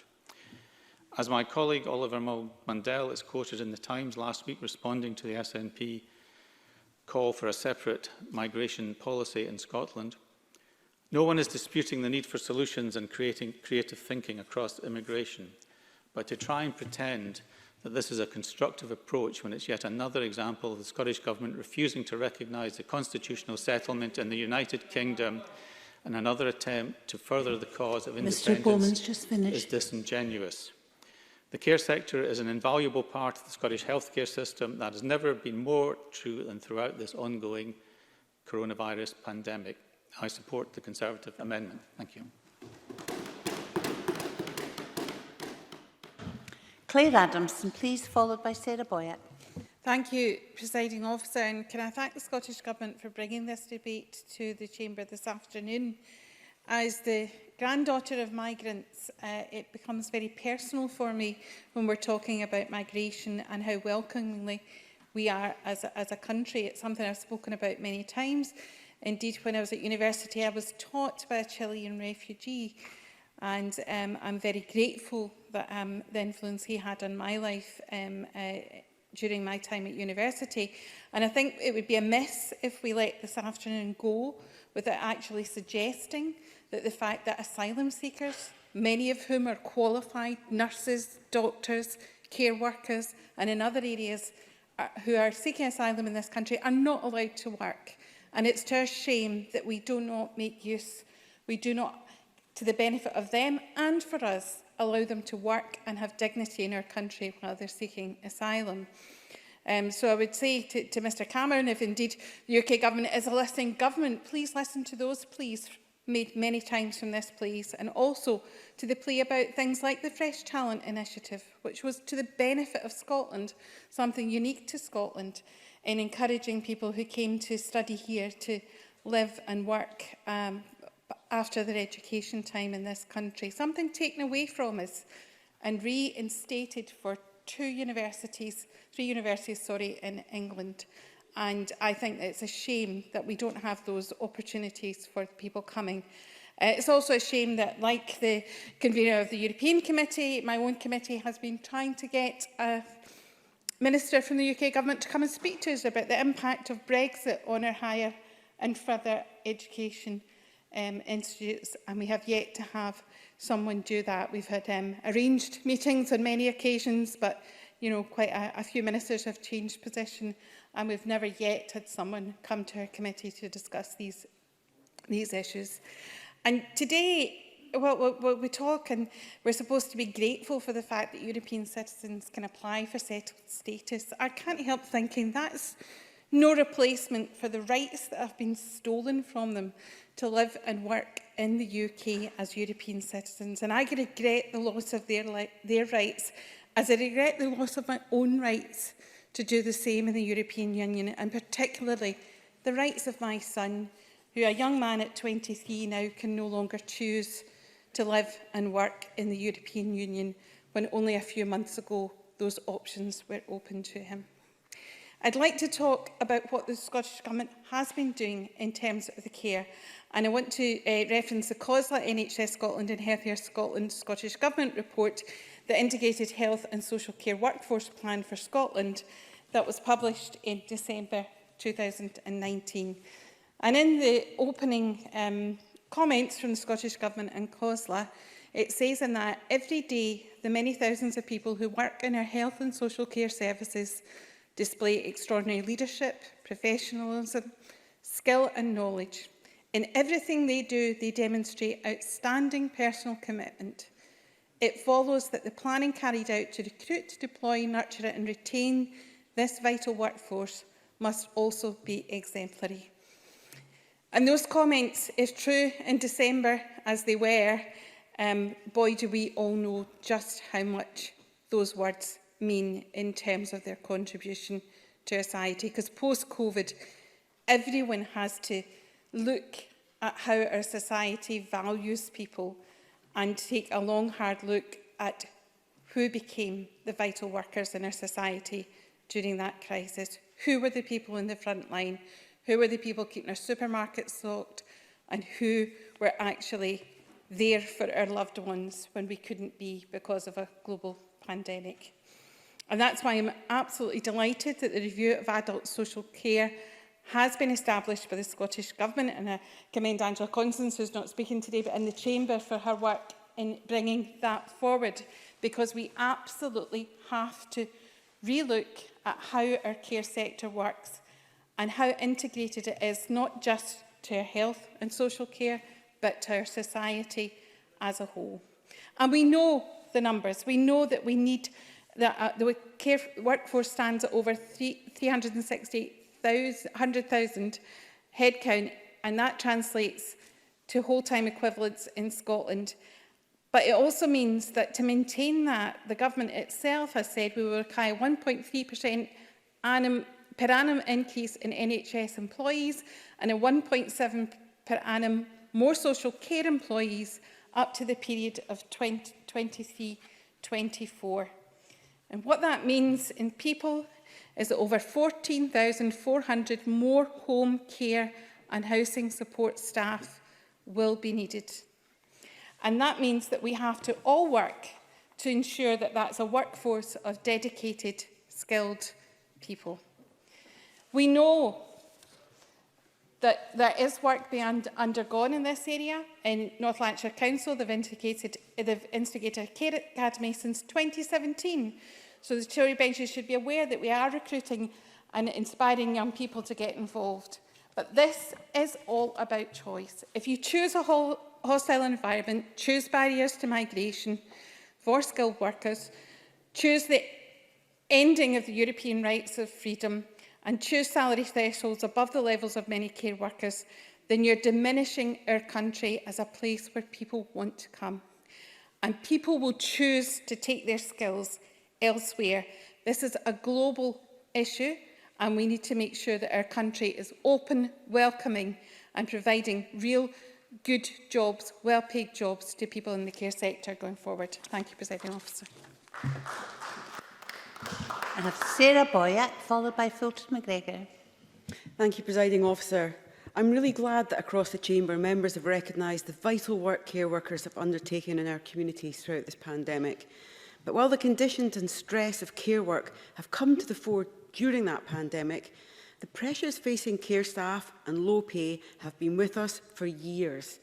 And as highlighted in David Stewart's amendment, care workers are paid an average of £9.79 per hour. And at this rate, working 35 hours a week, staff earn less than £18,000 a year. That is nowhere near the Tory government's threshold of £25,600.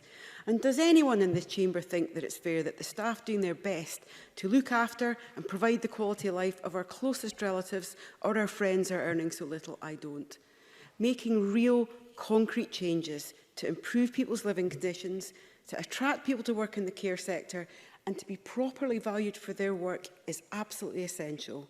So let's not forget that this SNP government earlier this year voted against our amendments to the Coronavirus Act, which would have guaranteed at least the living wage for care workers and which would have ensured that care workers' position in the sector was strengthened by collective bargaining.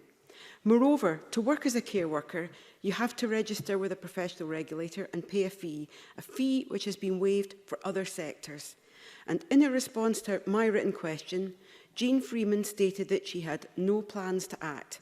She said workers who are required to register with a professional regulator, such as the SSSC, are required to pay an annual registration fee, and that remains the legal position. Now, funding this fee would be a concrete step the Scottish Government could take now in order to improve conditions in the care sector, where workers are experiencing the impact of low pay daily. Now, I totally agree that we need an accurate record to demonstrate that care staff have the required training and are fit to practice. That protects the public. And I agree with the Minister's comments about the vital work of the SSSC that he made earlier in this debate. But if you are on a lower intermittent salary and your family is under increased pressure because of job loss, because of the pandemic, which is a small amount to some, might be impossible to others. And Neil Finlay's points about the cost of rents in Edinburgh was extremely powerful and illustrates the pressure many of my constituents are under. Now, last year's report by the Fair Work Convention found that 20% of the care workforce are not on permanent contracts and 11% are on 0 hours contracts. So it's no wonder that it's not just recruiting staff that's a challenge, retaining staff is a challenge too. And research last year showed that 1 in 10 care workers would like to leave the sector in the future, mainly due to the stress and the workload that they face on a daily basis. And that was before the additional pressures we've seen with the pandemic that we have been debating over the last few weeks. For many, the care sector has provided an entry-level opportunity to get a job and a foothold in our society. But as others have said, we need career development. We need investment in staff to enable them to progress, to develop their skills and to be recognised and acknowledged for the job that they do day in, day out. And today's motion highlights the upcoming shortfall in staff in the care sector, exacerbated by Brexit and exacerbated by the Tory government's exclusion by social care staff from the health and care visa proposals. But as Dave Stewart's amendment makes clear, the visa is only part of the problem. It exacerbates the problems the sector currently faces. The real problem is low pay in the sector, a problem which will not only be felt after Brexit, but is reflected in the current difficulties that the sector has with recruitment and retention.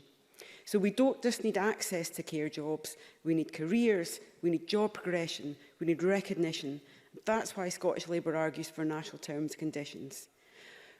Brexit poses a real challenge, fundamental to the care sector in Scotland, but it's not the only challenge, and we need the Scottish Government to act now to make real changes, to fund local government adequately, to ensure that people who work in the care sector can afford to work in the care sector, now and in the future.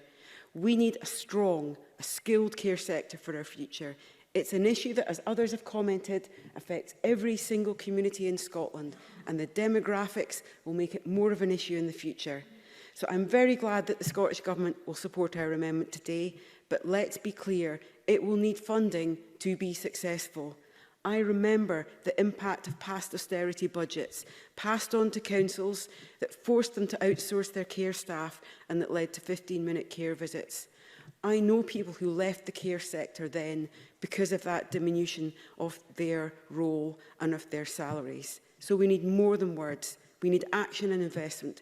And crucially, we need a better, fairer immigration system that welcomes those that will make a vital contribution to our economy, to our care sector, and to every community in the country. So we need action, and we need it now.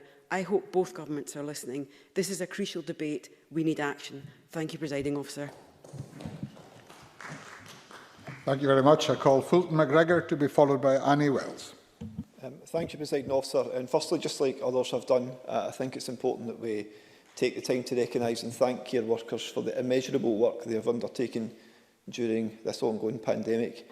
And whilst reflecting on this, it has become more apparent, hasn't it, than ever that non-UK citizens have played a huge role in this sector at this time. Key workers, it's been the buzzword, but they have been central to keeping Scotland running since April. And it's clear that a large proportion of these key workers aren't UK citizens and have in fact came from all over the world. And we've also seen that there's no such thing as a lower skilled job as the UK government would have us believe. In fact, these are some of the most valued workers who have proven just how vital they are, and I think that point has been made several times already. But surely, Presiding Officer, this must be one of the major positives and lessons to come from this pandemic. As others have said, we stood and clapped for those workers every Thursday night. It became a bit of a ritual for most of us. They were on the front line of this fight and put themselves and their own families at risk of COVID. And like others, I'm angry about this, and I imagine that many people are feeling the same. The way these workers are being treated now is appalling. They are effectively war heroes, and maybe the Tories in London need to start considering them in this manner. And I should say this is still a war against COVID that's going on. But I do also take Neil Finlay's point as he's left the chamber at the moment. And I don't think in the Scottish Parliament here we should duck this issue of pay within the sector as well. We need to recognise it in moving forward. And I agree with the Minister what he said earlier. We do have a good record here, but it doesn't mean that we can't do better.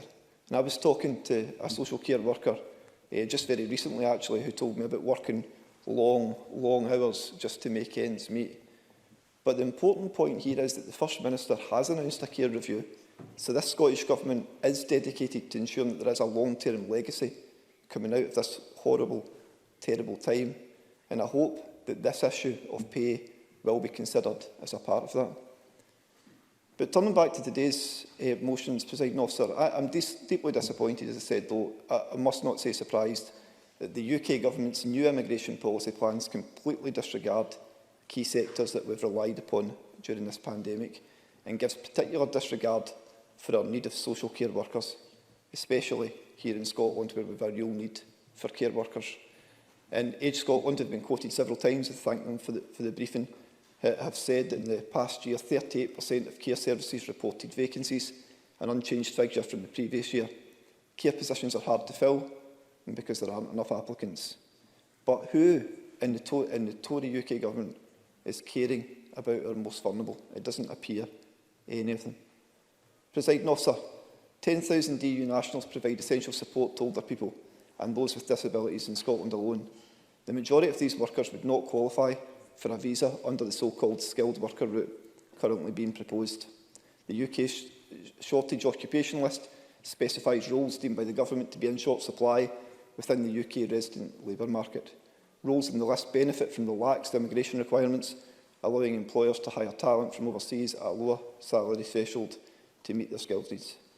Adding social care roles to the SOL would allow employers to recruit international workers at the 20,480 threshold, as has been said. And it's astounding that the UK Government has introduced a health and care visa that blatantly excludes social care workers. A system that hasn't even been put into practice yet is clearly broken, and I would just love it if one of the Tory speakers or the closing speaker would acknowledge this and say that it's something that they will lobby their colleagues in London about. Again, the Tory Government would have you believe their NHS cannot support more migrants. However, without care workers, the overall burden on the NHS would be £125 million annually due to delayed discharges. The fact is, predictions show that without EU migrants, our working population would decline, a point that has been made several times already. And this will have an impact on our economy and communities, and it's becoming clear that Scotland has a distinct migrant needs not catered to in the current UK set-up or UK policy. Without freedom of movement, many of our rural communities will suffer. Other countries operate regional migration schemes to combat this, but there is no mention of this in the UK Government's proposed systems. To me, and as others have mentioned, it's become clearer that Scotland needs control over our own immigration system. The UK Government refuses to entertain this idea or the idea of a Scottish visa. Despite repeated warnings from the Scottish Government, experts, businesses and representative organisations about the damage their plans would inflict in Scotland, the UK Government has basically ignored the evidence and plans to push ahead regardless. Where are the Scottish Tories standing up for Scotland? It is more evident than ever, Presiding Officer, we need solutions made in Scotland for Scotland's problems. And as will come as no surprise, I believe that that solution lies in independence. Thank you. Thank you very much. I call Annie Wells to be followed by Shona Robertson.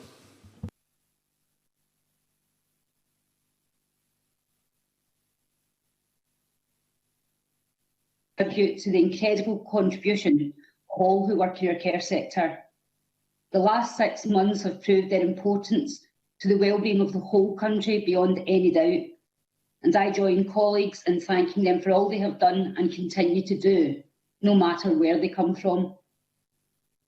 Now, the Government motion today seeks to address the role of non-UK nationals employed in the social care and childcare sectors, which is around 10% of all of Scotland's current care home staff.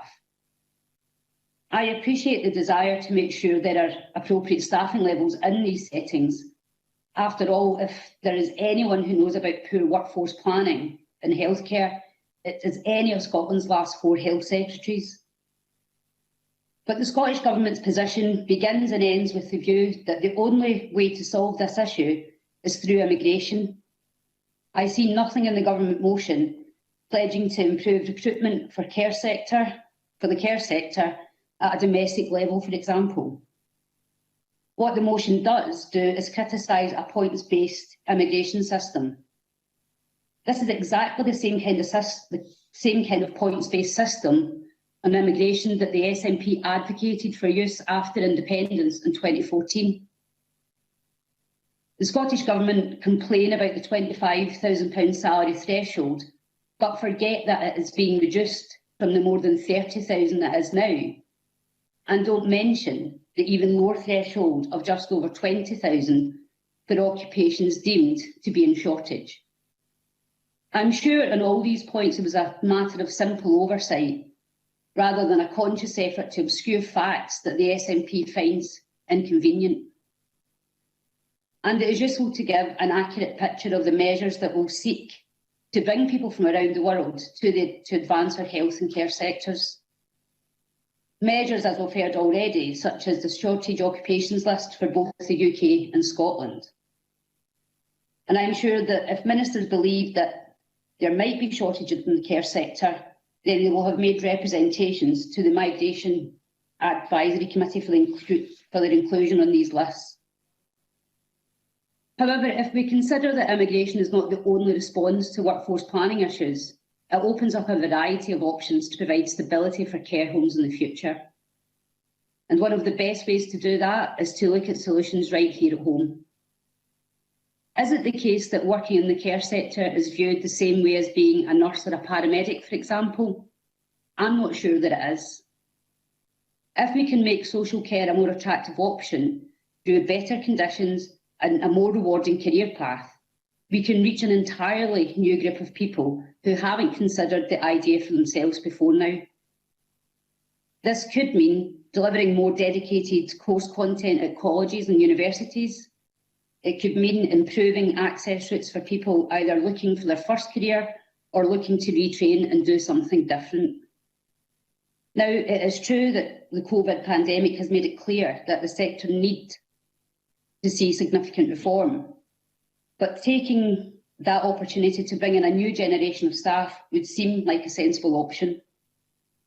Instead of focusing the debate solely around immigration, let's have an intellectually honest debate about the options available to us now. Because, unfortunately, this SNP government would rather look to UK government policy and complain, rather than holding up the mirror to figure out where they can do better themselves.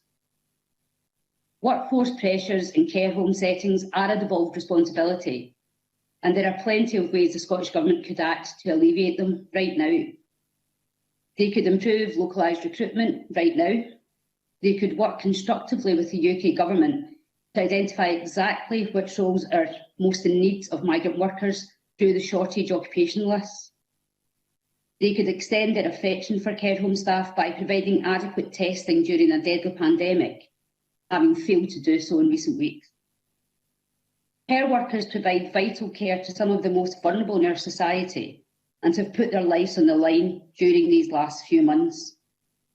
By constructively working together, not just demonstrating, we can work to put our care homes on a much more sustainable footing for the years ahead.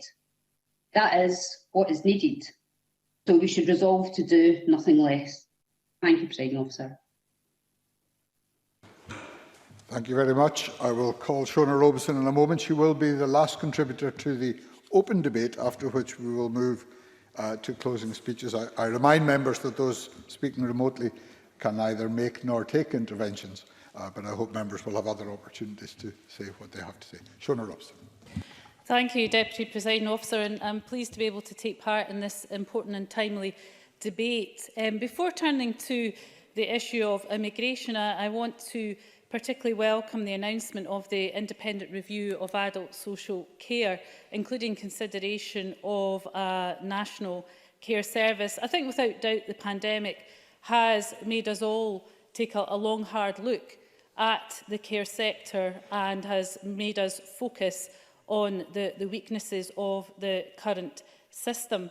There have been many attempts over the years by successive governments to try and reform and improve social care, whether that's the integration of health and social care, encouraging the payment of the living wage, the National Care Home Contract, free personal and nursing care, recruitment campaigns, to name a few. However, I'm the first to admit that it's simply not been enough to make the fundamental changes that are required, and we do absolutely now need to consider more radical changes. So, as I said, I am pleased that the Scottish Government has set up an independent review into adult social care, and that, importantly, part of that will be looking at the National Care Service model, along with the need to look at new funding models, terms and conditions, a hard look at the future role of the private sector, and many other fundamental questions that we need to discuss, not just in this place, but outside as well, with key stakeholders and indeed service users and carers. I too want to recognise the work that Angela Constance has done on this, and also perhaps add to that the work of the Social Justice and Fairness Commission, which I chair and has just published its paper on the reform of social care, which I hope will be a contribution to this debate. I want to touch on, before touching on the issue of immigration, what I see is an opportunity to think about the investment in care in a bit of a different way. The care economy is a significant economic sector in Scotland, valued at around £3.4 billion. And I think we need to think about it as such. Care is too often seen by many as some sort of sacrifice that we have to make through general taxation for those who need it. And we need to change that thinking, just as we see education and childcare as an investment into the future of our young. I think we need to see social care in all its forms as part of a system of cradle-to-grave support. Investment in care is not a drag on our resources, but rather generates significant economic return, much more than many other investments, it has to be said, and should therefore focus prominently in our post-COVID economic and social recovery. Investment in care encourages, I will in a second, investment in care encourages job creation and provides economic stimulus. And I would hope, for example, that investment in building care facilities should be eligible and an attractive proposition, for example, for the Scottish National Investment Bank and other funding streams. We need to think differently about that, and on that point, I'll take the intervention. Thanks very much. I understand the point the member's making about the economic impact, but we cannot place that at the forefront of what social care is about. It has to be about care and compassion and human rights, first of all, and any economic impact has to be far, far secondary to those first 2 points. Shona Robinson. I actually agree with Neil Findlay, but it's the economic impact and the way we see care that I think can drive up the status of the sector, I think can drive up terms and conditions to see it, and for the public to see it as an investment rather than something that is a drag on taxation, as sometimes, unfortunately, the debate around the investment in care can be seen. But absolutely fundamental to that has to be a rise in quality and has to be seeing the sector as a way of a career. And Sarah Boyatt was absolutely right on this. And if we're going to get young people and indeed people of any age to come into the care sector, they have to see it as an opportunity for career progression, potentially, for example, to the regulated professions. And that does require us to have a national system that allows people to move in and out of the sectors. I would commend people to look at the Henau and Himmelwhite, a care-led recovery from coronavirus that had just been produced. And they talk about that investing in care would create 2.7 times as many jobs as the same investment in construction, for example. 6.3 as many for women and 10% more for men. Increasing numbers working in care to 10% of the employed population, as in Sweden and Denmark, and giving all care workers a pay rise to the real living wage would create 2 million jobs, increasing overall overall employment rates by 5% and decreasing the gender employment gap by 4 percentage points. I should say these are UK figures, but nevertheless significant. And of course, there's then the recoup by the Treasury in direct and direct tax revenue from investment in care. So all I'm saying is we need to see care as part of our economic recovery as well as our social recovery. And in all of that, I don't believe the immigration policy of the UK government is an assistance to that. I think it is a hindrance to that. Anything that stops people wanting to be part of that workforce, stops people coming here to work in this important sector is not wise or joined up thinking by the UK government.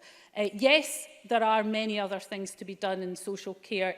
The immigration issue is just one of those, but it is an important one and sends out an important signal. We want people to come and work here and be part of our social and economic recovery. We want Scotland to be a nation that welcomes people to come and make this their home, and I urge people to vote for the motion. Thank you very much. We move to closing speeches. We have a little time in hand, and so I call Claire Baker for a generous 7 minutes. Thank you, Presiding Officer. This has been an important debate this afternoon on care staff and migration. It has been important to recognise the key role that care workers have played during the pandemic, and many members have raised that, and we should all take the opportunity to thank them for all that they have done. I'll now turn to the substance of the debate.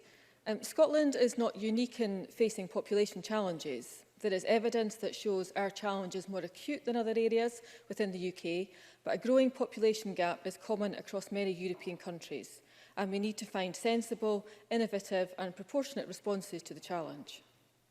The immediate concerns are that as free movement comes to an end, a different approach to immigration is needed. As Sarah Boyack highlighted, the salary thresholds proposed are unfair. The proposed salary threshold of £25,600 is too high for many occupations and doesn't accept the need for a range of skills and occupations to support our economy. The defence of a higher rate by the Immigration Advisory Committee, who gave evidence to the Culture Committee, is that employers must respond and that this will increase wages as they will need to compete for staff. I support a driving up of wages, but I'm not convinced this approach alone will achieve that. And the timescales are quite dramatic for any business to change its economic model, particularly as the Johnson government dropped a proposal for a temporary route as a transitionary measure to offset ending EU free movement. The new fast-track health and care visa, although maintaining the salary threshold, does make it easier and has cheaper fees, but it excludes social care workers and health support staff. The Home Secretary talked about talented global health professionals, and while they are needed, there is also a clear need to recognise the importance of health and care workers. The RCN Scotland briefing for today's debate says, the UK Government's proposals for the immigration system will exclude many health and care workers from entering the UK, primarily social care staff, which will have a devastating impact.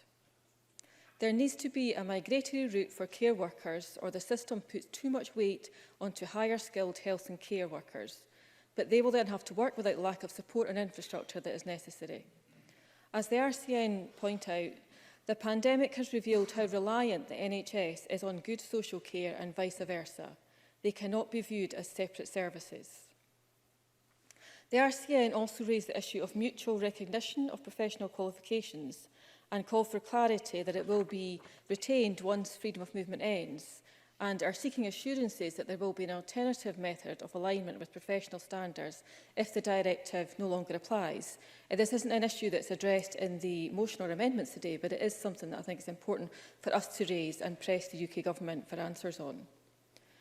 The shortage occupation list has a role to play here, and social care workers should be included on the list, which would benefit the whole of the UK. This would mean a lower salary threshold and remove the barrier of the qualification specification. So without these changes, we are facing a crisis within our social care workforce.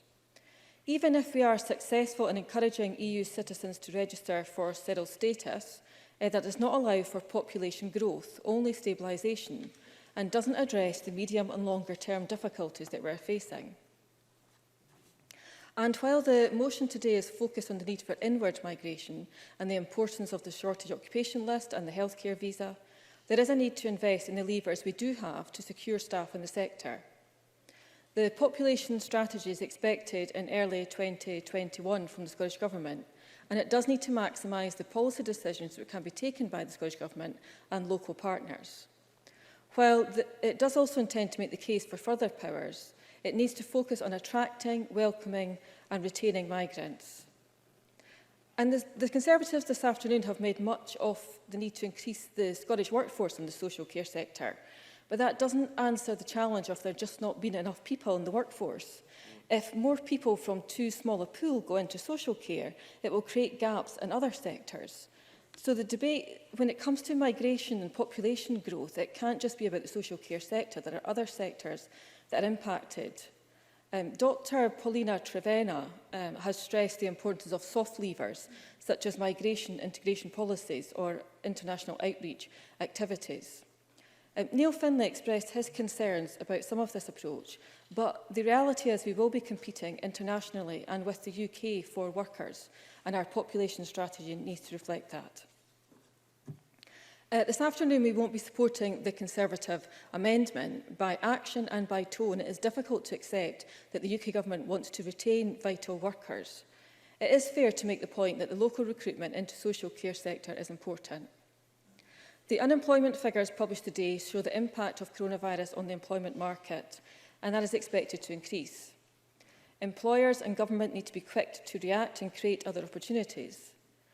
While we've had a focus on young people within the college sector, lifelong learning opportunities have reduced for other generations. We need to see reform and employment in the care sector, and Neil Finlay was right to highlight that there is too much poverty pay and insecure work, and I welcomed Fulton McGregor's acknowledgement of some of this.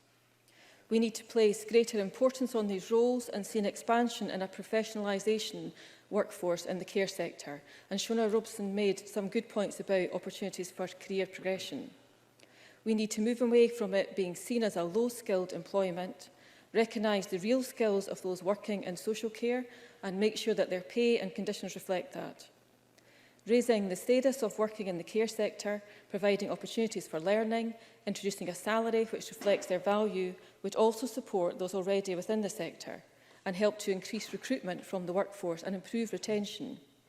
In developing a national care service, improving poor pay and conditions for workers in the sector must be a priority.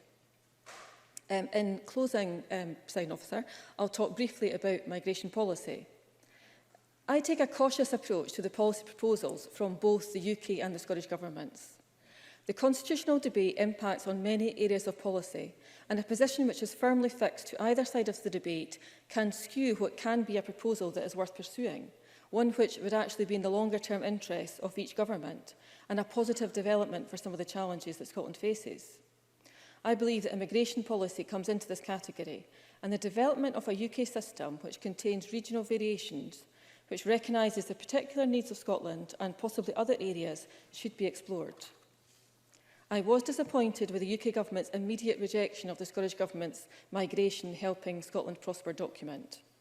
There are proposals in that document that I don't agree with. I don't accept that immigration should be fully devolved. I think that would present significant issues with border control. It would be bureaucratic and unworkable for business. But I do think we could introduce a system which would include a degree of divergence, and the mechanisms for achieving that and the benefits and challenges should be a discussion that both governments enter into.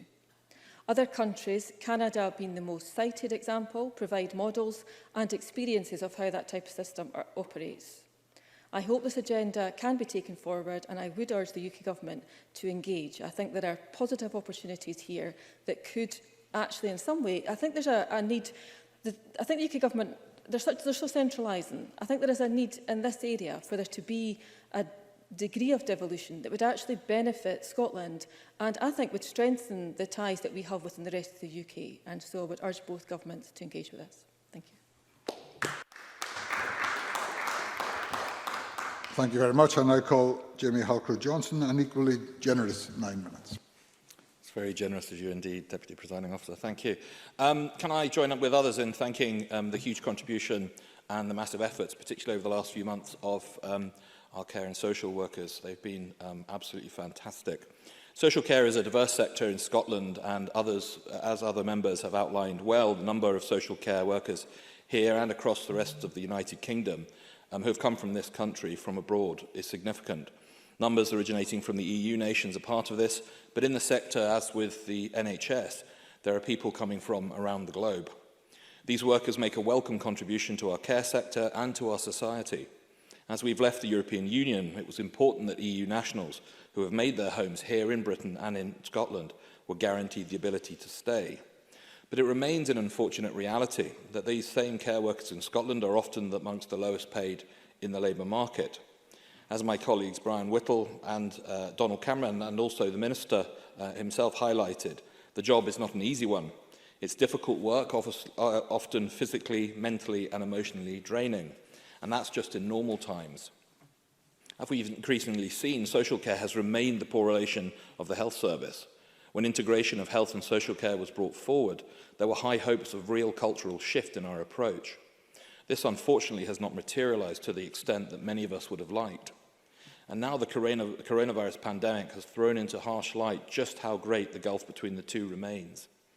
We have heard of how infected patients were moved from hospitals to care homes, shifting the burden to a less well-resourced sector, and often without the most basic preparations and precautions. And I know from my own region and from my exchanges with the Health Secretary that the Scottish Government's assurances about testing being made available to staff and residents in care homes simply fell short. We saw care workers begging the government for the most basic forms of PPE, and often it seemed that care workers were being left exposed on the front line. I would ask the Scottish Government to reflect on where social care is now, and to ask themselves the question, is this, after 13 years in office, where you wanted it to be? Because there is little doubt that social care will be one of the great questions of the coming years, yet the Scottish Government simply has not grasped the horns on this issue. But today's debate has focused on the specific question of migration. The argument from the SNP benches seems to ignore the critical problems that already existed within the sector, despite free movement among over 500 million people within the European Economic Area. That analysis falls short because it ignores that the continued over-reliance on overseas workers in care roles has wider consequences, and maintaining the model we have now is simply unsustainable.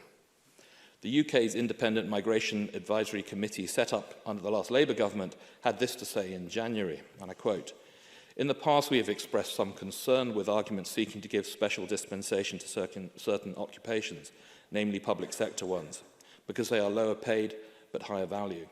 Often these arguments fail to address the reasons why they might be lower paid. We've expressed this concern most forcibly in the case of social care, highlighting it as a concern both in our EEA and more recent shortage occupation list reports. In general, our view is that the issue of low pay should be treated as such and not as an issue for the immigration system to adjust for and in some senses embed. The embedding of low pay and the relationship with healthcare have been two significant national questions, but in some cases problems can be quite specific. For example, in the Western Isles, with its high level of Gaelic speaking amongst the older generation, there are particular linguistic barriers. As I'm sure members will be aware, it's common for people with dementia or other related conditions to become less able to communicate in a language that they learned later or did not use at home. If that person is a Gaelic speaker, there are very few social care staff able to engage with them, increasing their feelings of isolation and no doubt affecting the standard of care that can be delivered to them. I know the island's authority is very much aware of this situation and has taken steps to tackle it. But it does highlight that we cannot simply expect overseas workers to continually fill the gaps. There are positive ideas for challenging the deeper problems of the sector and making it a more attractive place to work. The model that the Scottish Government mentions in its motion is one of its own creation and one that it has the power to change. Yes, of course. David Stewart. I'm very grateful for the member giving way. Can I ask the member about a barrier that the UK government has brought in called the NHS levy? You'll know that your own Prime Minister said that this is going to be wiped out for care workers. Current comments from CARE is that that's not actually happening. It's still applying to them. Can you give the Chamber an assurance today that the NHS levy is no longer applying to Scottish carers? Jamie Halcrow-Johnson. I can give the assurance to the Chamber that I will certainly look into that, and if there are areas where Scotland particularly is impacted on that, and that we as a party can take forward on behalf of care workers in Scotland and also the residents, then we will do that. There is an urgent need to re-examine skills recognition and progression within the sector's workforce. One good example would be to review career routes within social care. There is real potential for opening up clear pathways from social care to nursing and the allied health professions. And expanding these options should be a priority. As Donald Cameron highlighted, our aim should not be to backfill the problems found in social care, but to create a functioning social care system that is fit for the increasing role that it will play in the future. All of these, however, require prioritisation of social care that has been sadly lacking from the political agenda for too long. Turning to some of the contributions from around the Chamber, my colleagues Donald Cameron and Annie Wells noted that the SNP's position on a points-based immigration system has somewhat changed since they strongly advocated it in the 2014 Independence White Paper. Brian Whittle touched on the importance of ensuring upskilling and social care and the role that colleges can play going forward. Bill Bowman reflected on the level of existing vacancies in the sector, the waits that currently exist for accessing care services, something that I've experienced from my own constituents, and the resultant costs that fall on the NHS and wider society. He spoke not only about the strategies to improve conditions for care workers, but also unpaid care workers too, and the need to have a social care sector that can be seen as fulfilling career with better pay and status across the profession. Annie Wells touched on some important issues around workforce planning and recruitment, including avenues for retraining into the care sector. She also noted a number of positive changes to the migration system, changes that will reduce the challenges faced by skilled migrants in coming to the UK, including reductions to the salary and qualifications thresholds. It serves as a reminder that an immigration system can be more responsive than what we've seen in the past, and it can adapt to need. In other contributions, David Stewart raised concerns over EU nationals returning home, didn't recognise, though, that there are other reasons just for that, and some of those, certainly in my area, have been the strength of economies back home that have influenced some people to return home. Alison Johnson and a number of SNP MSPs highlighted the difficulties in recruitment and the vacancy levels in Scottish care, but again have failed to highlight that these were issues that existed while we were still in the EU and there was still freedom of movement. And the problem... Yes, of course. Alison Johnson. I'd just like to politely suggest that I did not do that. I said this has been a long-standing issue and that all previous governments and the current one have failed to address it. But what I would like to understand is how the Minister thinks putting a further barrier in place is going to provide any sort of solution. Well, you're 9 months ahead of yourself. I'm not a minister yet. He said cheekily. I mean, I would simply ask the member this: how is a barrier of putting independence if another barrier in coming out of one social union and saying the solution is to come out another to that? I notice that's got great support from the SNP backbenchers. Joan McAlpine and Fulton McGregor shocked the Chamber with the solution to all of these problems, of course, being independence, which, as I've highlighted, is identifying a problem of coming out of one political union by coming out of another one. Does seem a strange logic, that. And Neil Findlay highlighted the impact on some of the countries where EU nationals are coming from, and I thought it was actually a very good contribution from Neil Findlay, who may be surprised to know that I agreed with actually quite a lot of it, which will do him no credit, I'm sure, under the current leadership, but and I use current. But I did, and I think what he highlighted, and very passionately, was that there is a real problem with our social care and how it's delivered, and there are many, many other issues than just the recruitment side. And I thought it was an extremely important contribution, and also highlighted, I think, again, very passionately, that there are a number of issues around social care and care homes that we should be discussing in this chamber that we haven't had an opportunity. And it'd be good if the government gave some of its time to talk about the care homes and the 2,000 deaths that we've seen over the last few months, and what we can do to make sure that is fully addressed.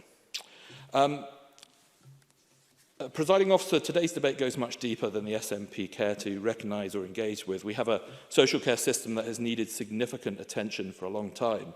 It's a model that even ministers must acknowledge amongst themselves is unsustainable when faced with an ageing population and the expectations of older people and their families to be treated with proper consideration and dignity. We hear a great deal of respect and esteem for key workers in the care sector. That's only right. But often these words from ministers are not reflected in the reality of their decisions and their priorities. I'm just finishing now. I'm just finishing, thanks. What we have and what we see today in Scotland is a care system under immense pressure. This is not an acute problem. It predates COVID. It predates Brexit. Yet over these years, we have seen a lack of serious steps to address these underlying and systemic flaws.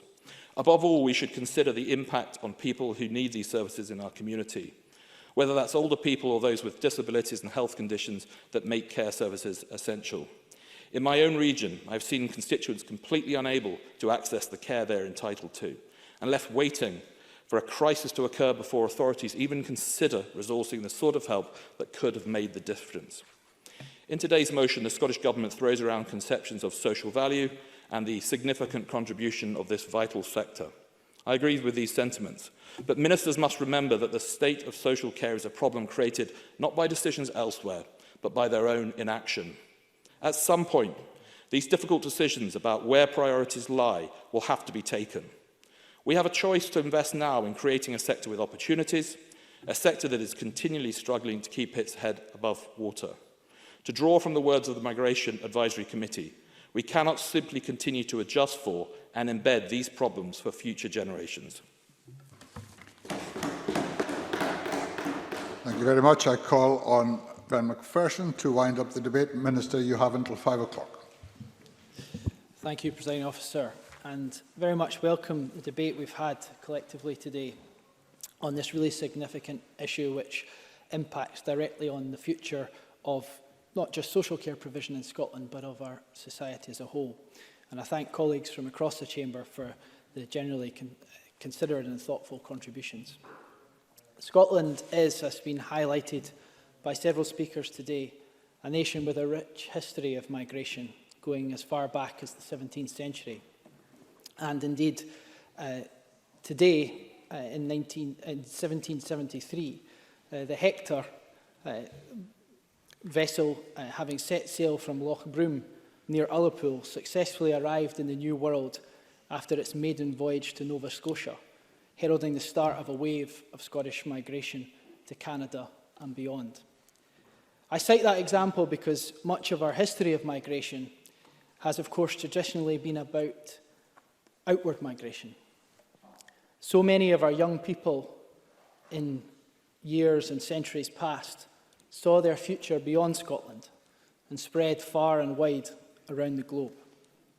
However, I'm pleased that, as has been made clear during parts of this debate, we collectively now find ourselves in a very different and more positive situation. Scotland is now a country of in-migration. That's in-migration from the rest of the UK, the EAA, and internationally.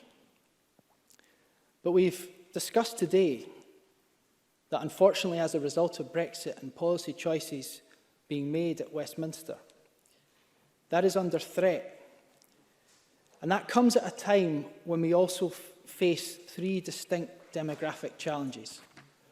The first challenge, as has been mentioned, relates by Stuart McMillan in particular, relates to internal migration within Scotland, from west to east, and the movement of the younger generations out of remote and rural areas, which poses an increasing threat to the sustainability of our vibrant rural communities in and around the Highlands and Islands in particular.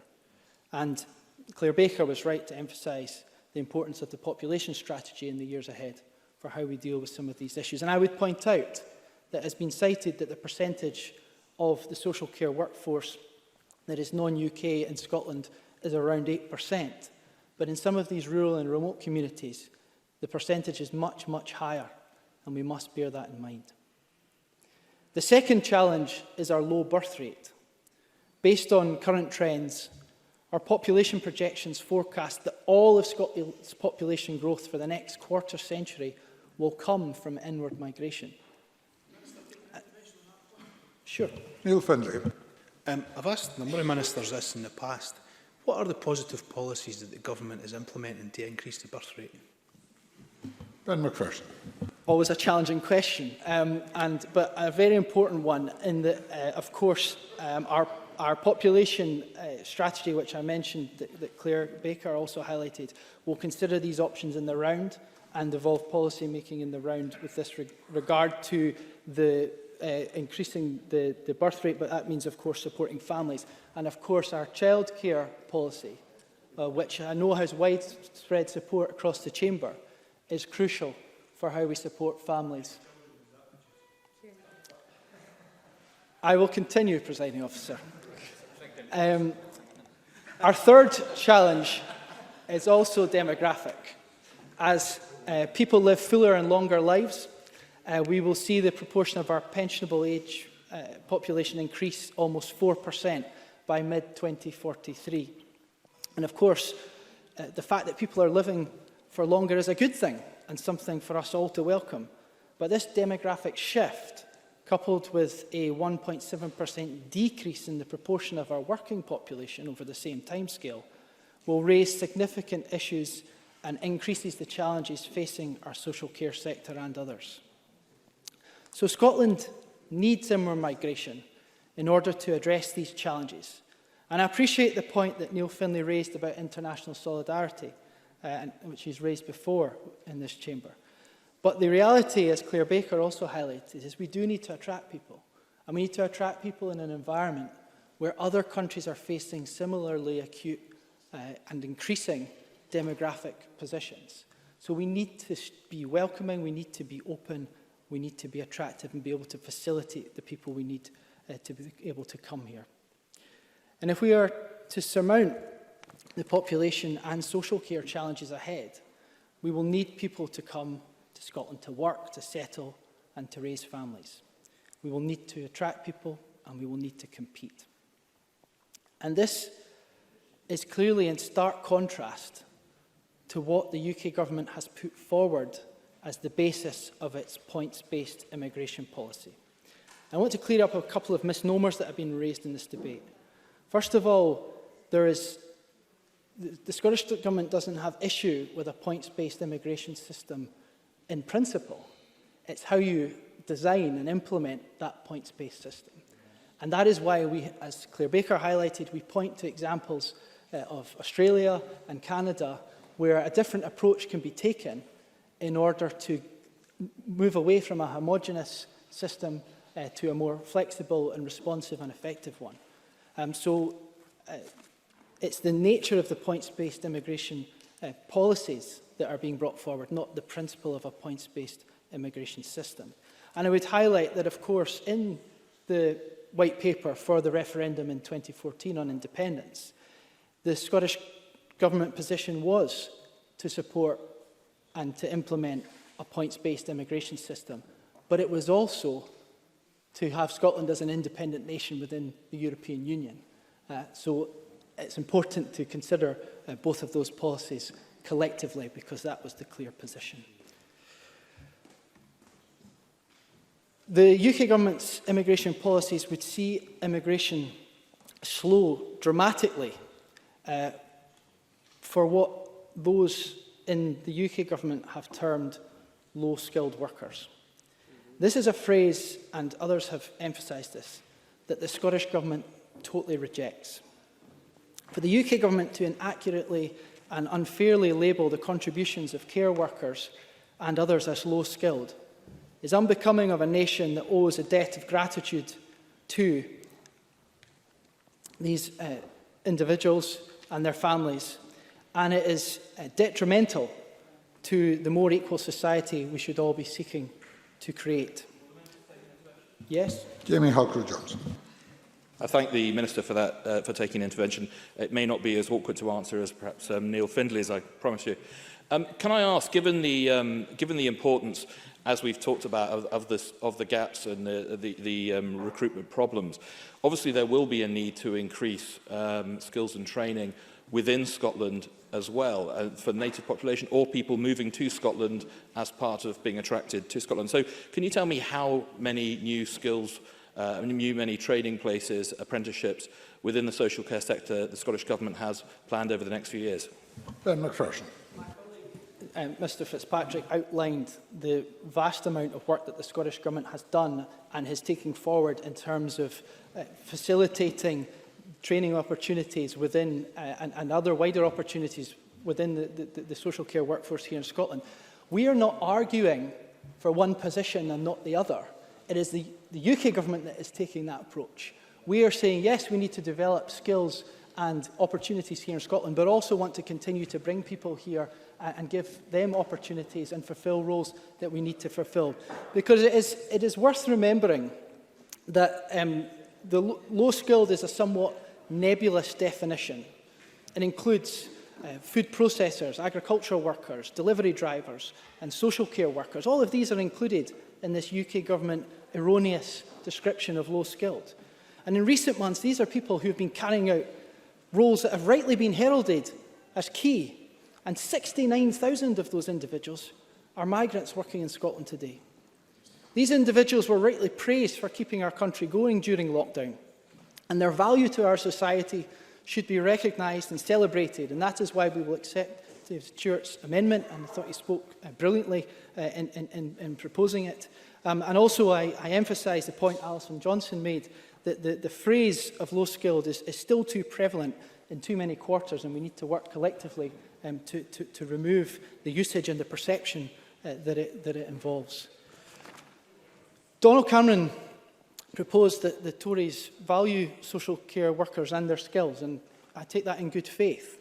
But the reality is, through the categorisation of this low-skilled descriptor, the UK Government immigration system simply doesn't in what's being proposed from January 2021, because they are framing their proposals on a narrowly defined value based on salary and qualifications.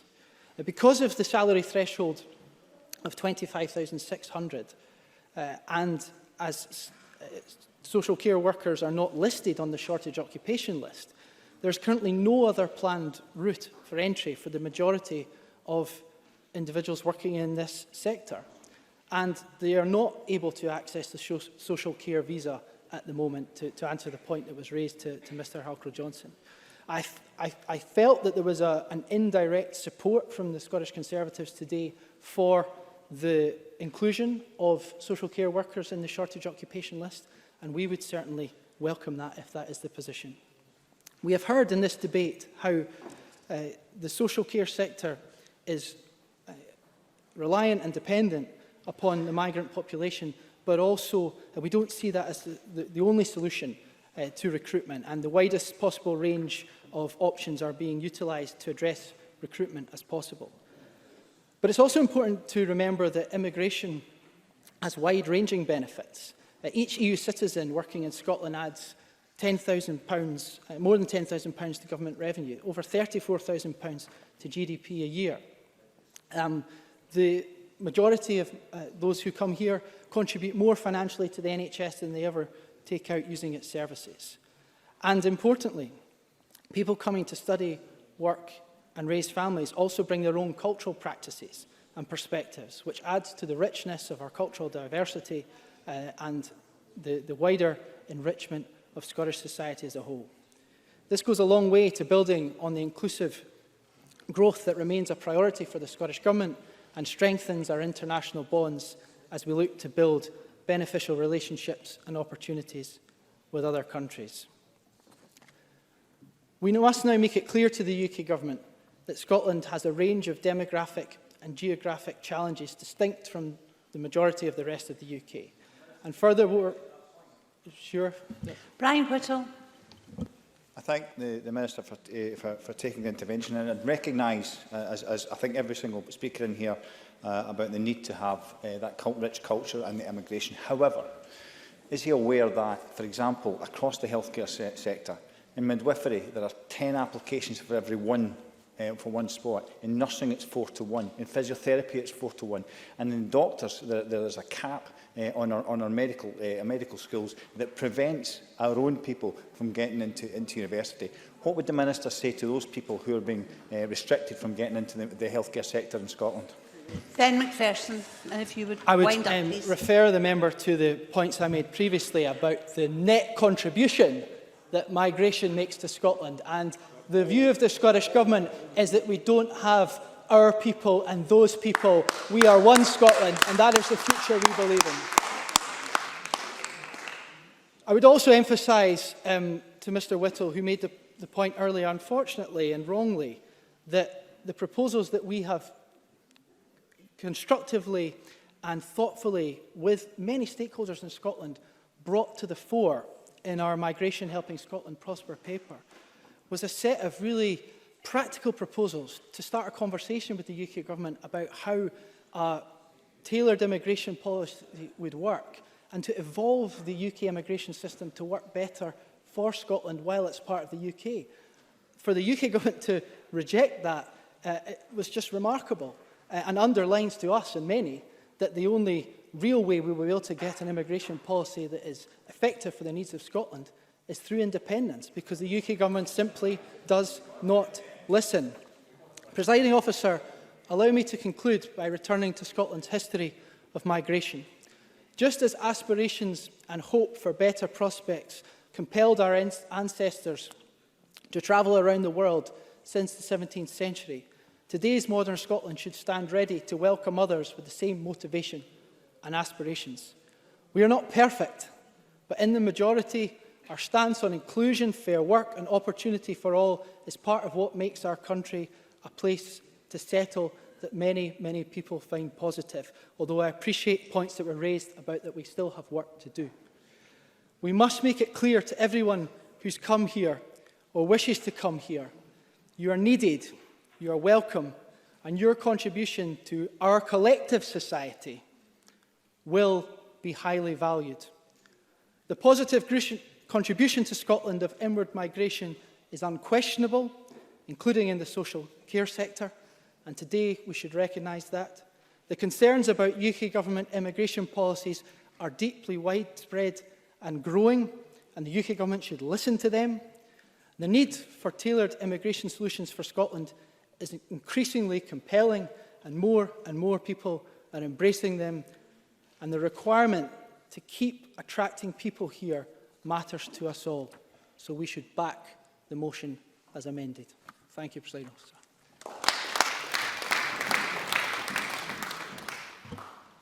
We have now reached decision time, and there are 3 questions to be put as a result of today's business.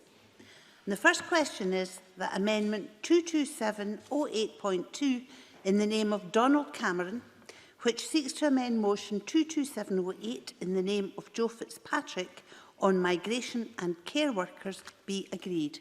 Are we all agreed? Yes.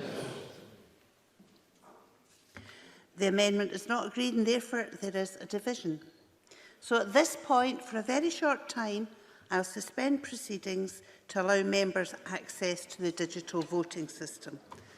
That is for those who are in the chamber and for those who are attending virtually on Blue Jeans.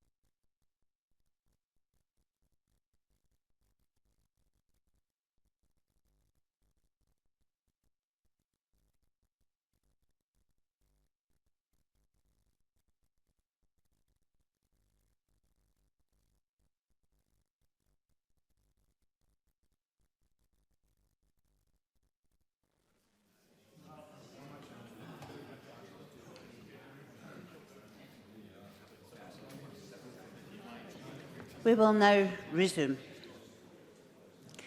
The first question is that motion 22708.2, sorry, it's an amendment. The first question is amendment 22708.2 in the name of Donald Cameron, which seeks to amend motion 22708 in the name of Joe Fitzpatrick on migration and care workers, be agreed. Members should cast their votes now.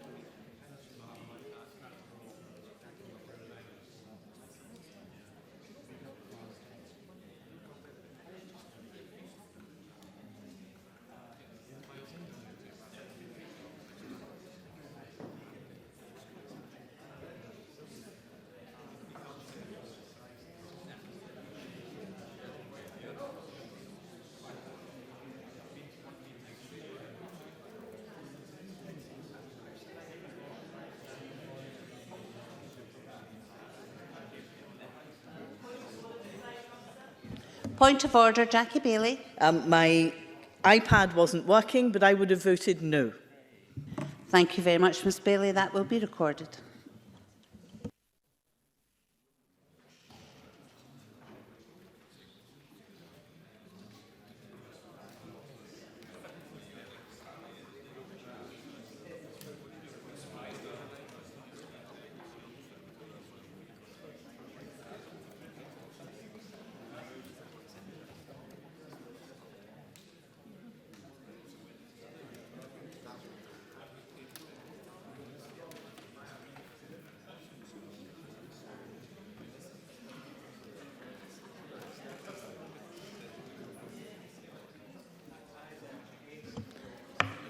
The result of the vote on amendment number 22708.2 in the name of Donald Cameron is yes 29, no 86 and there were no abstentions.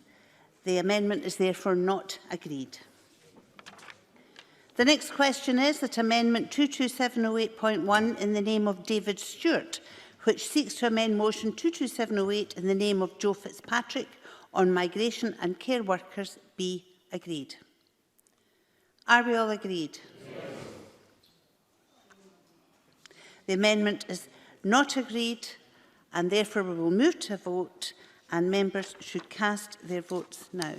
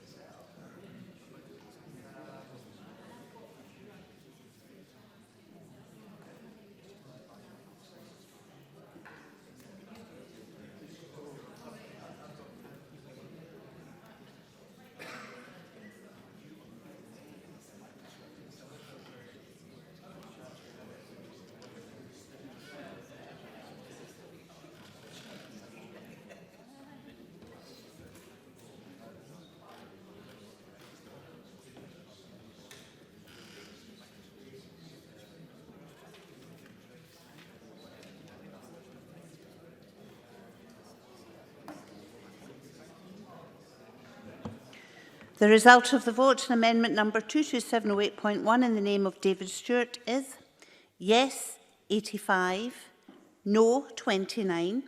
There were no abstentions and the amendment is therefore agreed.